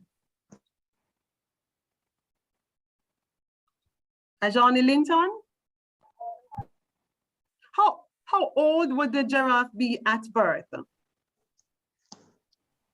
All right, so I'm not hearing from Ajani, so let's move on to Danica. Danica, what about Tavon? Miss? Okay, yes, Danica? Miss, the baby would have been 1 day, Miss. 1 day at birth. So I'm going to ask you this question, Danica. Keep your microphone open because you're going to speak with me. Yes, Miss. So at birth, think about you or maybe your baby sister who would have been born, let's say today, March 15. Would you be 1 year old on March 15? Miss would have been 1 year old next year, March the 15th. Awesome. Next year, March the 15th. So I'm going to ask you now for the baby giraffe, or even with you, the same day you were born, would you say that you were 1 day old? No, Miss, it would have been like tomorrow, Miss, the same. Awesome. I like that reasoning. It would be tomorrow that you would be 1 day old. So what would you call today then, if it's not 1 day old? Miss, like hours or minutes, Miss, like 1 hour since the baby giraffe was born. Right at the time when the baby giraffe, not yet 1 hour, what would it be? Let me see. How many days? And how many days would that be? So I notice you have taken it down from 1 day and you have now put it to hours and minutes. So we're focusing on day. What would you call that day? I see. Go ahead. Danique, you want to try? No. All right, so Danique wants to hold off on that. I'm seeing in the chat here, David. David put that it is 0. David actually said something else, and David Yes, said I'm something. looking at it. If it's 0, then you are still not born. Right. You are still not born. All right. Can I Okay. answer? All right. Go ahead and tell me. And I'm seeing quite a number of responses here in the chat. Go ahead. It would be seconds, miss. It would be seconds. But all right. Excellent. Thank you so much for sharing. Notice what you're saying. Some time has to pass before we reach 1 day. And so, based on what I've seen coming in the chat, a number of persons said that that would be day 0 because nothing has yet started right at birth. Nothing has started. And so, yes, that would be your day 0. So we're now moving on to day 1. And based on what Simoy said, how are we going to know how tall the giraffe is on day 1? Me. All right. So let me hear from Micah. Micah, go ahead, Micah. I have a question. Micah, go ahead. Ask your question. Wouldn't the giraffe be 5 years old because each day grows 30, and when you divide 150 by 30, you're going. So hold on, Micah. Micah, you're giving me the answer. We're not yet ready for the answer. No, she isn't giving the answer yet, Micah. Remember, Micah, when the giraffe is born, it is born just like when you come out, when you are mama, mommy, when you're just born, you have a length, you have a height. They say you are a certain number of centimeters in height, or they measure you. When the giraffe just comes out, it is 150 centimeters tall. So it has a height when it comes out. So as soon as a giraffe comes out, it has a height of 150 centimeters. So it grew inside of its mother. I don't know how big giraffes. I think those are mass. Anyway, so giraffe comes out at 150 centimeters tall. Just as how you might come out being. Understood, Michael? Okay. Right. And so based on what just asking, did we record what is the end we're looking at? That it would have been 600 centimeters. We did. We did that. Yes. Yes. So we're going from 150 to 600. Somebody did say that. That is somebody say you don't want to keep going on and on. You want to know where you're stopping. And it said right. Excellent. That was coming from Simoy. And so going back to what Simoy shared earlier, Simoy said she would keep adding onto the 150 until she gets to the 600 centimeters. But based on the information given, anybody can remind me of what it is that we're going to be adding to the 150 centimeters? 30 centimeters. It would be 30. Thank you so much. So remember, centimeters per day. Thank you. Thank you, Danny. Let's be quiet a little. Thank you.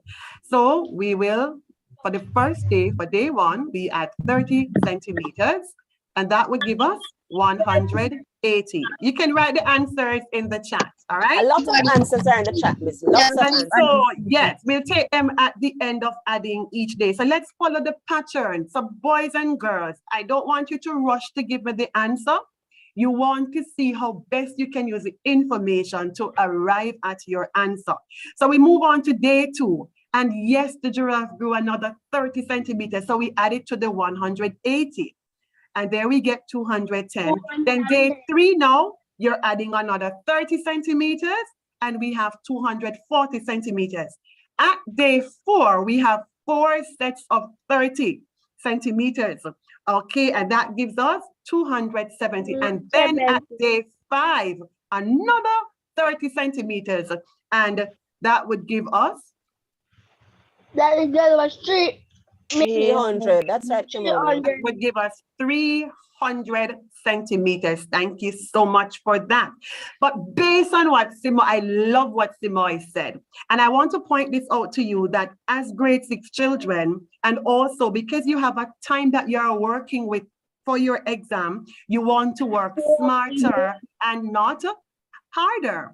So I'm going to use Simoy's method. She wants to do it a little quicker. And so what I look at is to see what happened over the 5 days. Over the 5 days, the giraffe would have grown 5 sets of 30. All right. So I want to start moving up by 5 days instead of 1 day, but just adding 30 each time, just to make it easier for me to arrive at the answer. And I find that it's easier to add sets of 5. So we look at what, hold on a minute. We looked at what 5 sets of 30 is equal to. And anybody can tell me that, write it in the chat. Let me see how well you follow that. 5 sets of 30, type it in the chat. 5 sets type of in 30. the chat, what is 5 sets of 30? 150. 150. So I'm now going to be adding 5 days, and you would have seen it already that I'm doing my 5 days. I'm adding in 5 days instead of 1 day. So 5 days added to 5 days shown here would now give me 10 days. So since I'm adding 5 days, their mic. Since I'm adding 5 days, I'm going to be adding 5 sets of 30, which is 150, and I'll now add that to the 300 centimeters there. So on day 10, it is telling me that the baby giraffe is now 450 centimeters tall. So again, not adding 1 day at a time, I'm now adding 5 days. I'm going to add another 5 days to the 10 days, and that gives me 15 days. And that's going to be another 150 centimeters for 5 days. And when I add that to the 450, I get 600 centimeters. I have reached my desired height. And based on that, just adding 30 and then making it a little bigger, I have discovered that it took the giraffe 15 days to grow to a height of 600 centimeters. All right. And I saw lots of that coming in the answer. Several persons put in the answer that it's 15 days. All right. Thank you so much for that. But there's another strategy that I saw other persons use in the chat. Right. So you look at it and you say, what is the height of the baby giraffe at birth? That's given. So you use the information given, and the desired height that we want to reach or to calculate is 600 centimeters. How many days old did it take the baby? How many days did it take the baby giraffe to grow up to 600 centimeters? And we could actually do that by finding how many centimeters the baby giraffe grew between birth and the desired height, 600 centimeters. And we could do that by subtracting 150 from 600 centimeters, and that gives us 450 centimeters. But that's just how many centimeters it had grown. We want to know how many days would actually give us this. And so you have to now look at the rate at which the giraffe grew, which was given to us, and that's 30 centimeters per day. So you want to find out how many sets of 30 centimeters we have or we can get from the 450 centimeters. All right? Good. And we can do that by dividing. So remember, we pointed out earlier that you need to look at the information given and what math you need to solve for the answer. And here we are using different operations. We're using subtraction. There is a number line here, and we're going to now divide to find out how many sets of 30, and that would give us, so it's 450 divided by 30, and that gives us 15. So we have arrived at our answer, 15 days old. Thank you so much for sharing, boys and girls. You are doing excellently. Let's see, we have time for another question. Let's move on to question 7. and look at question 7. I want somebody who has not yet read to get a chance. I'm seeing Kimona Beckford. Kimona, you have a chance to read question 7. So go ahead, Kimona. The diagram belongs to a branch here. Equated kilometer on the satellite and kilometer.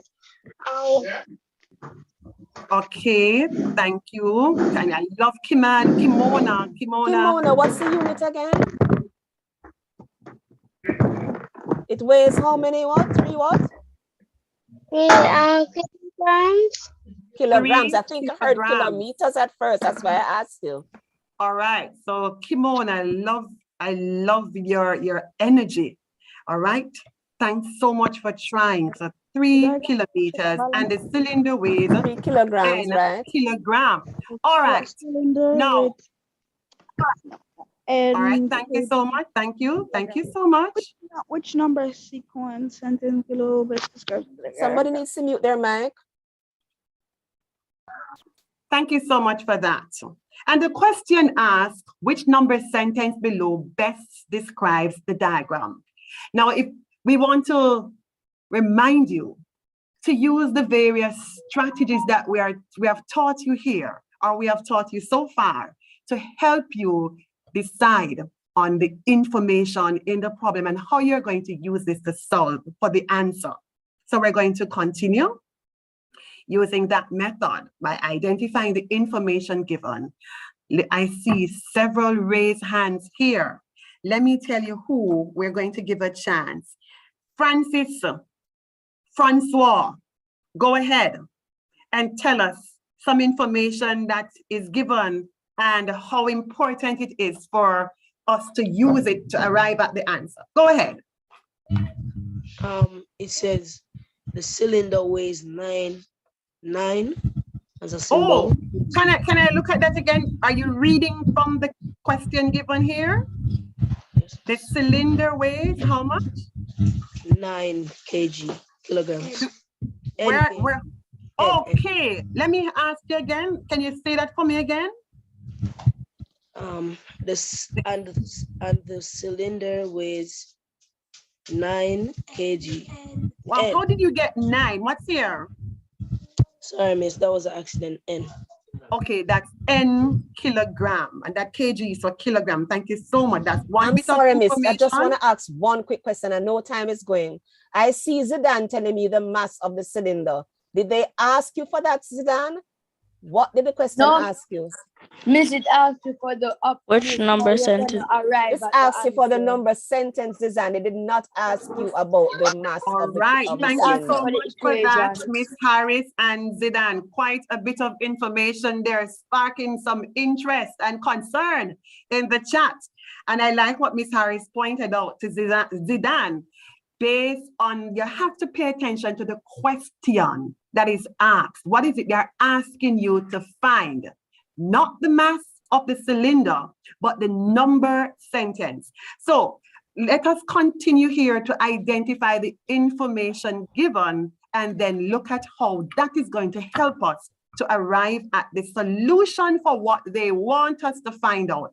Any other information given here? Let's hear from their balance. Let me tell you who we're going to hear from here now. I see Sage Johnson. Sage Johnson, go ahead and share. Sage, go ahead. All right, so Sage, unmute and go ahead. She's unmuted, but she's not talking yet. Miss. Go ahead. Any other information? Miss, both sides are equal. How did How do you know that, Sage? I don't see the word equal anywhere sides there. are equal. Miss, in the diagram, it's showing that both sides are equal. All right, so what in the problem, what is given in the problem here that would help us to know that both sides are equal? Me, Miss? Yes. Sage. That the scale. Miss, because the scale one have 4 on it and one have 3 on it. No, miss. No. because Allow Sage to finish her point. Go ahead, Sage. You're seeing Miss, it three says items on one scale, one part of the scale, or we could say one pan, all right? And then we have another pan there with 4 items. But tell us how you came up with the idea that both of them are equal. Miss, one, because it says the diagram below shows a balance scale. And all right. And what does a balance scale there mean? Miss, it means that both sides are equal. Thank you so much for that bit of information. Awesome. So here we have that highlighted for you. That balance, it's a balance scale, both sides are equal. That's the meaning of it. Any other information that we need from this problem to help us solve for the answer? All right. So we're the final person who will respond. The persons who have Galaxy Tab. This is showing you error at Miss, may I okay, Galaxy Miss. A, go ahead, 2016. Go ahead. And please Miss, rename can you hear me? Yeah, what's your name? What's your name? Javon Spencer. All right. Go ahead, Javon. Miss, that's not Javon Spencer? Yes. My Go name ahead. is Javon Spencer. Go ahead, All Javon. right. Answer the question, Miss. Answer the question.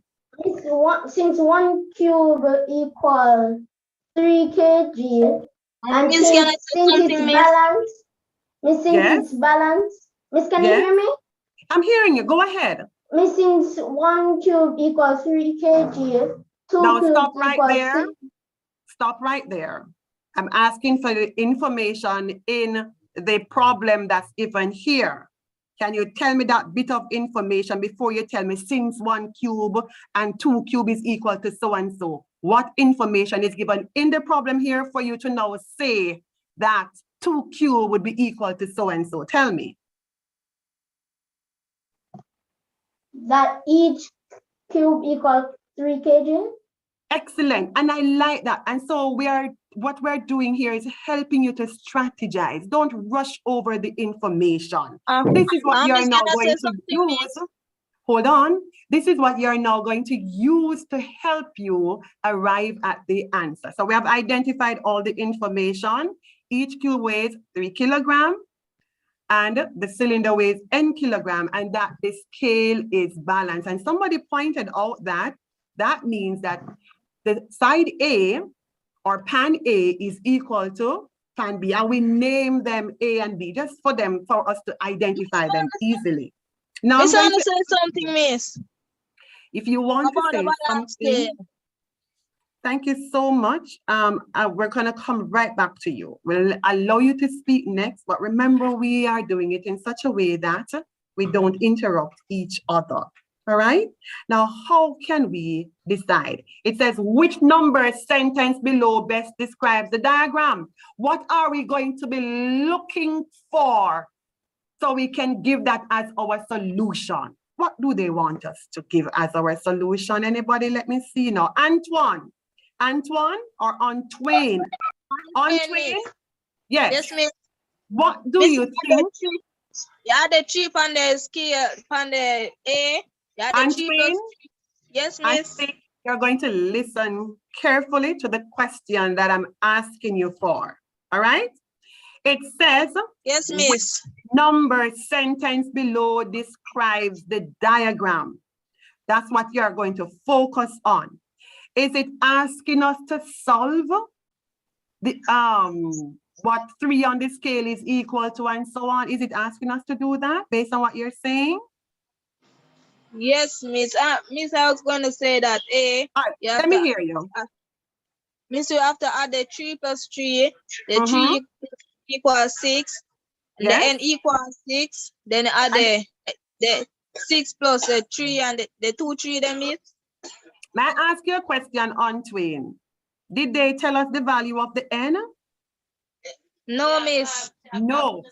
All right. So, do you know the value of n and tell us how you found that out? Miss, because I add the trees. You add the threes. Which threes you add? Tell me about that. On the set A. On set A? And Yes, you got? 6. And how did you arrive at the answer for N? That's what I'm asking you. Miss, you add 3 after 2. Why? Miss, you add 2 after 3. Miss, Why are you adding 2 of the 3? You have to tell us why. We want to see your reasoning. To get the 6, Miss. Why do you want to get 6? So that the scale can be balanced. So that the scale can be balanced. Thank you so much for that, Antwain. Thanks for sharing that. But do we know what B is equal to? 12. No, Miss. That's going to equal to 12. When 12. we add 4, then we're getting 12 kilograms. All right? 12. So based on what Antwain just said, how did you know that you were to use 6 for the cylinder? Miss, because you see 2 3s on section A, and on section B you see 4 3s. So my teacher teach me that if you see a hen and a 3, Miss, you can switch them over, and you can get if you see a plus, you can just switch it over to take away, and you just put by the same 3, and I put equals to where is the answer, which part near to, and then you where near to. If you have a big amount, you take away 3 out of the big amount, and then you get. And it depends. Thank you so much for that, Antwain. And it depends on the number. So we are using the number 3 here. This is not Antwain. It's not Antwain talking. I'm not seeing who it is. It's who? Jawain? This is Jerry. Okay, Jerry. Thank you so much for that, Jerry. And Jerry said 3 because we are using 3 as seen here. 3 kilograms. Miss, I'm not finished. She said. Jerry, yes, Jerry, hold on a second. You're telling me what your teacher said. I want to hear from you. All right? So I want you to understand it for yourself, not what your teacher said. No, Miss, my teacher teach me. Okay, all right. When I figure out, and if I see a hen or another letter or symbols, yeah, you can switch them around, or you keep them the same way. If you want to do n, if you see an n plus 3, yes, you're going to take away 3. Then any amount you put at the equal, you're going to take away 3 out of it. All right, thank you so much for that, Jerry. And we're going to now put what Jerry said into perspective so you can understand. So remember now, we know that the scale is balanced. All right, that's the first thing. And what by that we mean side A or pan A would be equal to pan B. And let's look here now. We're going to remember, I know he's telling me answers and so on. It says which number sentence. And that's what I want you to pay close attention to, children, what they ask you for. Let's reveal the choices that they have here. All right, let's look at this. Boys and girls, I want you to put in the chat, which letter do you think is the answer? And we're going to just select a couple persons to help us here, just to share. Miss, I know how to do it. I said to put your answer in the chat. So let's see which one you have chosen. All right, so if your device is not properly named, I don't think I can choose you because I can't call you by name. But let's look and see. Let's look at Logic. With your Logic, go ahead and tell us why you have chosen B. I'm seeing Jolie saying B also, quite a number of persons saying B for the answer. Go ahead, Logic, and tell us how you arrive at B. First, like the tree, I know that each cube weighs 3 kilograms. By the way, what's your name? What's your name? Clifona Palmer. Didn't hear the first name. Clifona Palmer. Speak up. Clifona All right, go ahead, Palmer. Go ahead and. Already. Miss? Tell us why you say B is the answer. Miss, for number 1, the answer would have been 10 because you're only taking away 2 out of the 12, Miss. I am sure that is not Palmer. Palmer, tell us how you arrive at B for the answer. So, Miss, I know that each cube weighs 3 kilograms. Yes. So if 3 cubes. If each cube weighs 3 kilograms. Yes, Miss. And if over the side that N is, you're just going to add the 2 cubes. Yes. And you're going to get 6. Awesome. You know that N is 6 kilograms. You're going to plus the 6 plus N and you get 12.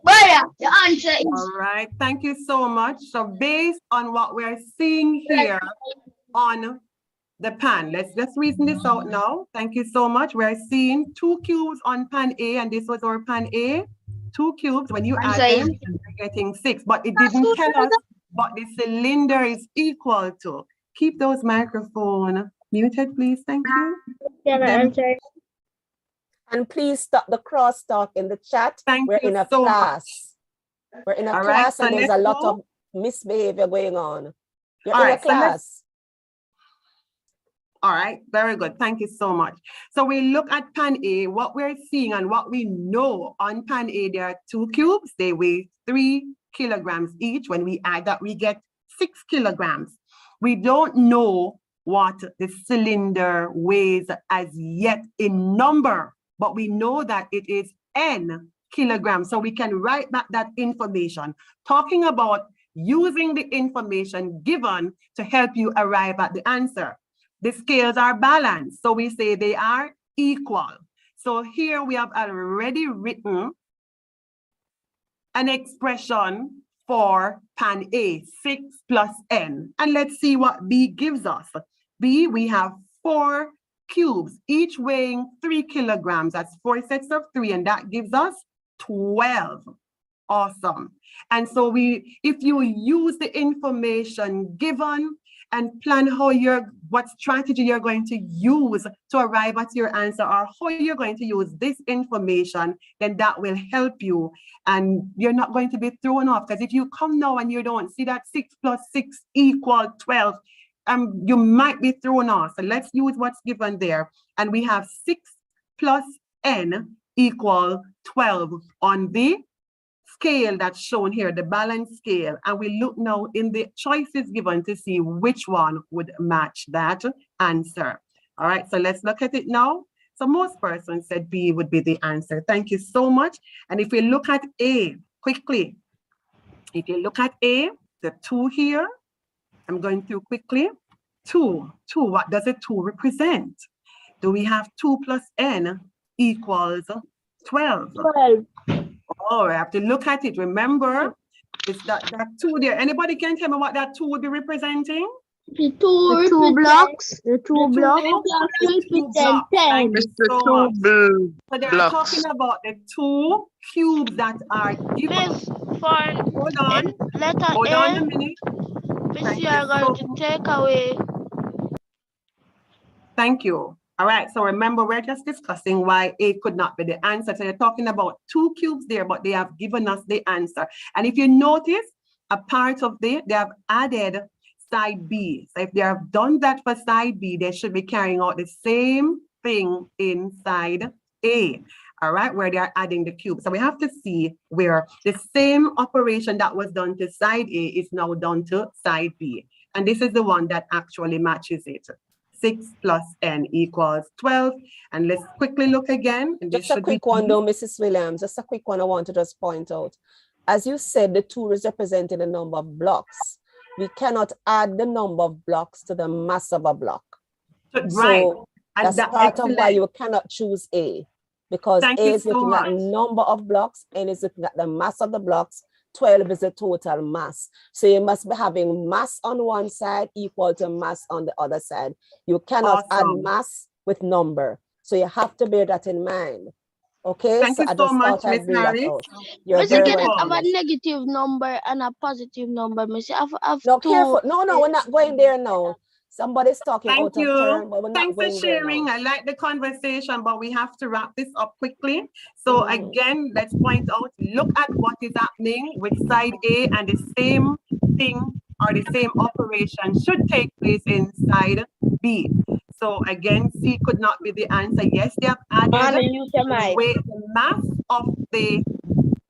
mass of the cubes, but you are not seeing where they're adding the mass of the cubes inside B. So there's no way that we could have chosen C for the answer. And the same again for D as in A. You're now seeing the cubes here, and you're looking at the cubes over here. So we have to make sure that we're performing the operation as given there, because we really, really want to ensure that, you know, we are resulting in a balanced scale, or side A being equal to side B in our result. All right, so guess what?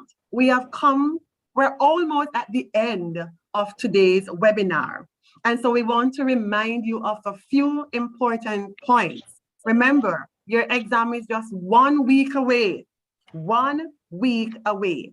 So when you go in your exam, or you do any practice paper now, because I know schools are doing mock exam, you want to ensure that you read the instruction carefully, right?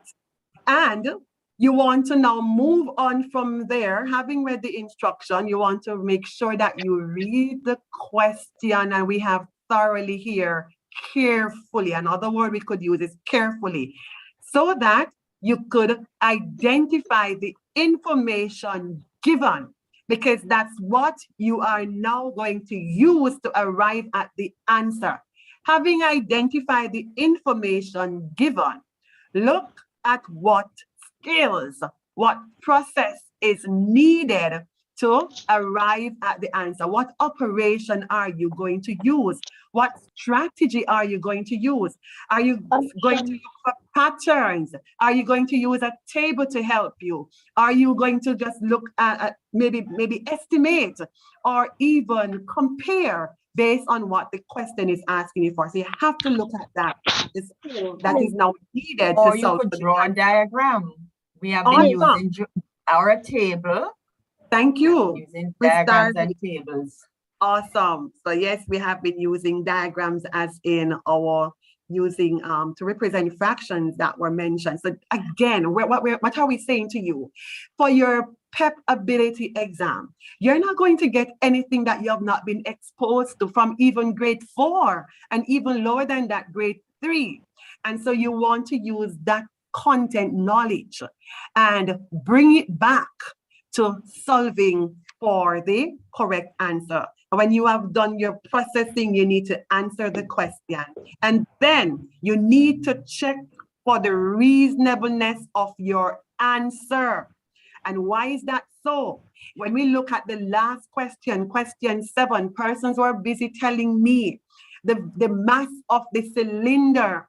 No, it asks for number sentence. What number sentence? So you have to look back to see if what you have worked out, or how you have used the information, if that process that you went through is actually answering the question that is given, and how reasonable is your answer. All right. And there are another situation with reasonableness, Mrs. Williams, is although it didn't apply directly with our question, it's the one with the marbles. Can we have a piece of a marble? So does the answer make sense in the context, in the story that was presented? Awesome, awesome, Miss Darby. Thank you so much for that. And so I remember one young lady said, you cannot chop the cut up marble. the marbles. You cannot. So you have to really look at that to see if the answer would be reasonable. And I like the fact that persons are they use their estimation, you know, and to see if that would help them to arrive at the correct answer when you actually share it up, if you would get the quantity based on the information given. So I want to encourage you, boys and girls, to take these pointers and the various strategies that were shared with you into your exam, as well as preparation for your exam. And we are saying to you that if you use them, they will help you to be very successful with what you have already known. All right? Any question for us at this time? Does anyone have a question that you would want to ask us? Anybody? All right, so we're not seeing any question just now, or we're not seeing anyone who has a question. All right, so if there are any questions for us? Miss, next week we will be having our test. Exactly. Next week will be It's an specialty. It's on a Thursday, right, Miss? Miss, our PEP exam. Your PEP ability test. There are two parts that you'll be getting this year, PEP ability and the curriculum-based test. So next week, the 24th of March is your PEP ability test. Hold on. Thank you so much. Thank you. Miss, Thank you very much. Miss, I am getting some my. All right, thank you so much for sharing. And that's it, I've answered that question. Now, there's something we want you to do, children. Okay. There's something that we want you to do. And at the end of the workshop, we usually ask our children to evaluate the session. And by evaluating the session, you're actually grading the presentation. And so we're going to share, let's see, we're going to share a link in the chat. It's already there. And we want you to click on that link. It will take you to a Google form. We're asking you to fill out the form. So right now, all persons in this webinar, we're asking you to click on the link in the chat and begin to fill out the form that's there.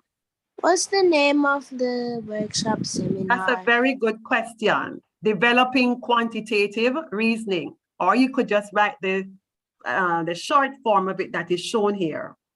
Quantitative reasoning. You can use Control Home to take it to the first slide, Miss. See if it will work. Thank you. So we'll just write it from here. They will need the name of the presenters. Miss, can you repeat the name of it? It said name of workshop. What should I put, Miss? All right, name of workshop. That's the name of the workshop. Reasoning. Miss, is it a single presenter? We're going to start with the name of the presenters and everything. There. I wish it would, let's see how quickly we can get you there. Awesome, here we are. Excuse me, is that a single presenter team or is it everyone? It's a presenter team, Cal. So how many presenters do you have? That's a question that you will see. How many presenters? Is it a single or? Miss, two. Yeah, it's all there. Just look there, boys and girls. All right, I'm going to ask you guys to mute your microphone. We know that you might need a little help. Let's go quickly and quietly now. Listen. Here is the name of the workshop. Ability test, developing quantitative reasoning. All right, so that's the name, developing quantitative reasoning. Great name of workshop. Here are the names of the presenters. Excuse me, I'm finished. It's the date. No, you must know the date for today. Now you see it's right there. Excuse me.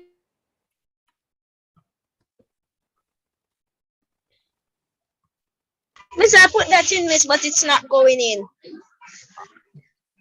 The date, have you clicked on the icon for the calendar?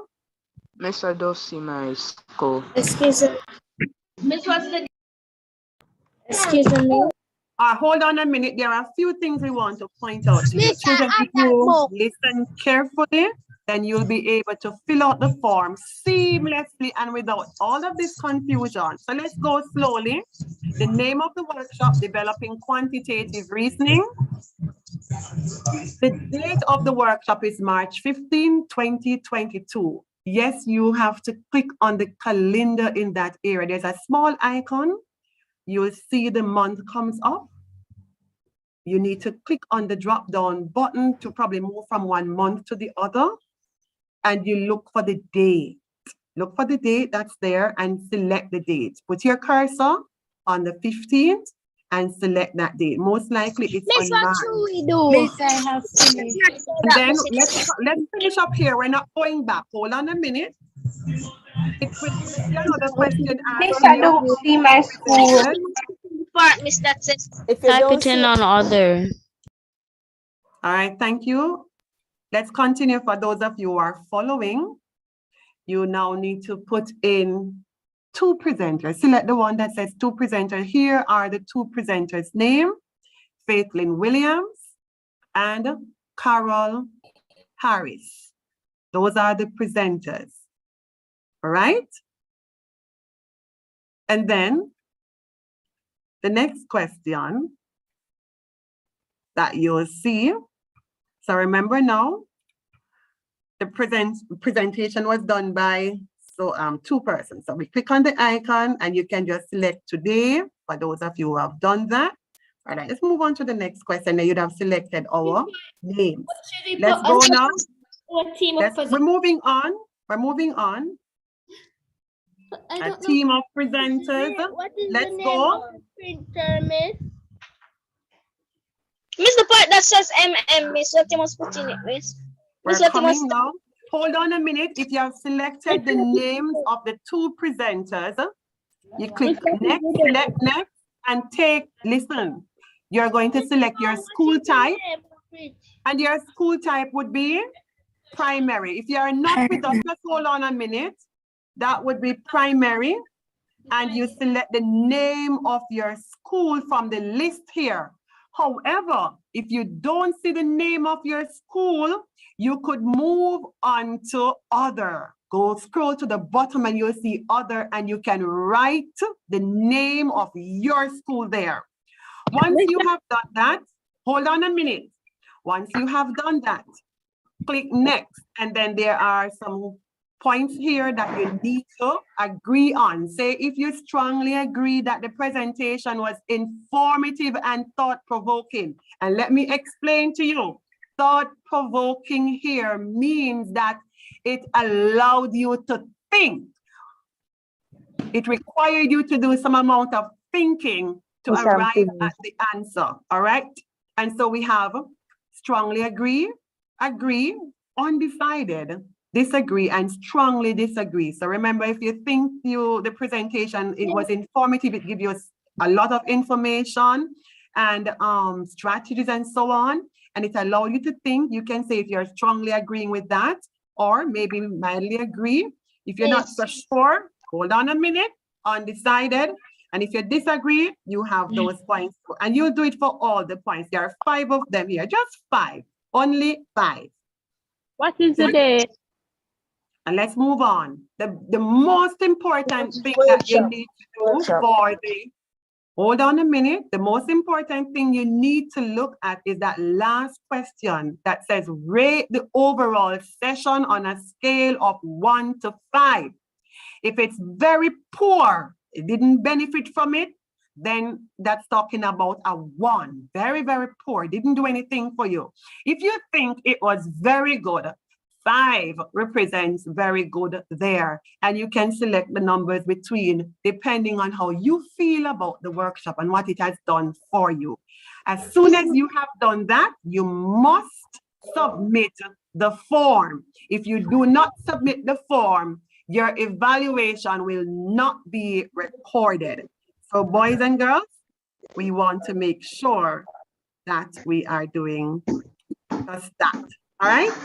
Miss, Thank can you we so put much. a decimal as the Miss, as what the is the rate? date of Miss, what is the date of the workshop?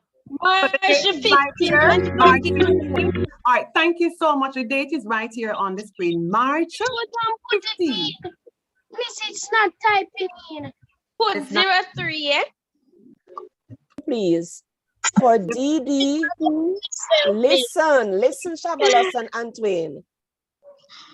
Where you see DD, you're going to put in 15. Where you see MM, you put in 03. Where you see YYY, you put 2022. Dijane, I'm talking. Let me just finish explaining for the date, because persons are still on the first page and haven't moved on. DD means the day. The day is 1515. The month MM is 03, and the year YYY is 2022. Hurry and put that in and move on, please. We're going to take them through it so they can follow. Persons need Right, to I thought you would have done that. Let us do that. Let us just do that to help you. Pay attention to the form here. Pay attention.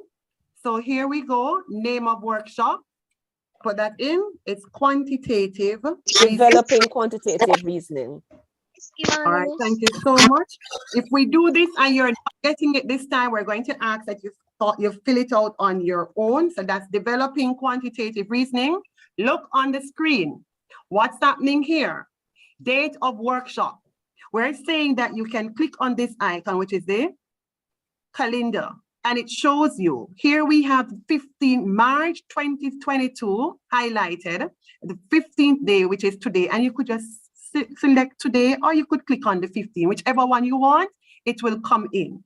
Now, the next question is, the presentation was done by, and you click on the drop-down button here. Is it a single presenter? No, it was more than one of us. So you select a team of presenters. Then you select next. It will take you to this page on the form. Names of presenters, we have Carol Harris and Faithlyn Williams. You must select the correct names of the presenters. Then you select next. So we're taking you through it to make sure that you're understanding clearly. Select your school type, primary. All right, then you select next. It will take you to another page. Look for the name of your school.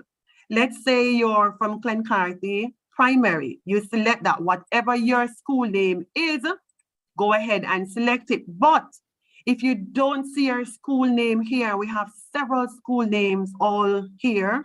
In alphabetical order. Yes, they are from Region 1. If you do not see your school's name, select other, and you could write the name of the school. My school is, let's say it is Davis Primary. So I'm going to write that in. As soon as that's done, you select next. And this is where it takes you to another page that asks you to rate the session right Give it here. a score. Give it a score. Thanks for that, Ms. Harris. So let's go through them quickly. If the presentation was informative, gives you a lot of information, as I said. It taught you new strategies, and thought-provoking, meaning it allowed you to think critically. Then you can say, if that's a strongly agree, that means you're giving it like a 100%.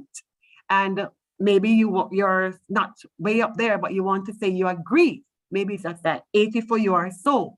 And we have other choices, undecided. If it never do anything for you, that's where I would expect you to go to the lower end on being undecided, or you disagree, or you strongly disagree. All right, the next one says, the session provided, which is this one here.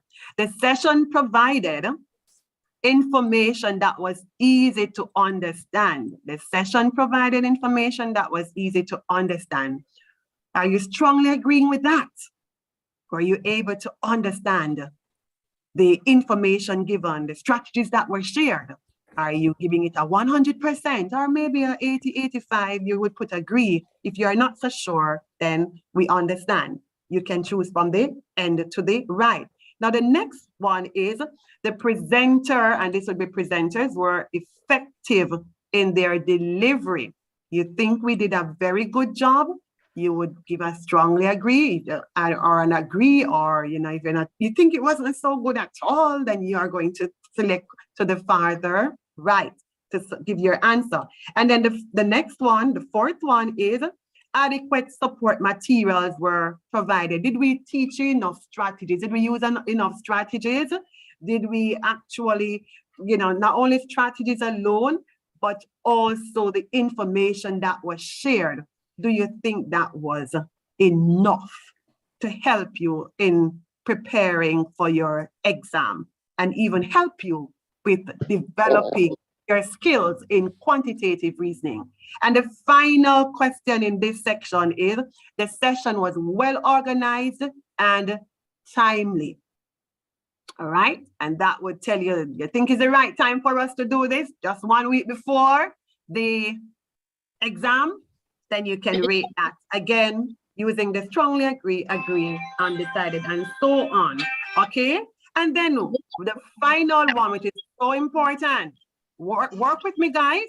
You're going to rate the session, rate the overall session on a scale of 1 to 5, and it tells you 1 is very poor, wasn't so good at all, didn't help you, and 5 is very good. So you must put your answer here, and you decide what number you would give this this webinar. And as soon as you have done that, you hit submit. Okay, you click on the button submit here. You click on the option rather, submit. All right. Thank you so much. Guys, Mr. Can put 4 or Mr. put 5. All right. No, you don't need to tell us what you have put there. Oh. But let's go now. Thank you so much, boys and girls. We want to say thanks so much for being a part of this webinar. We enjoyed the energy that you came with. And so right here now, it's time for us to say goodbye. Bye.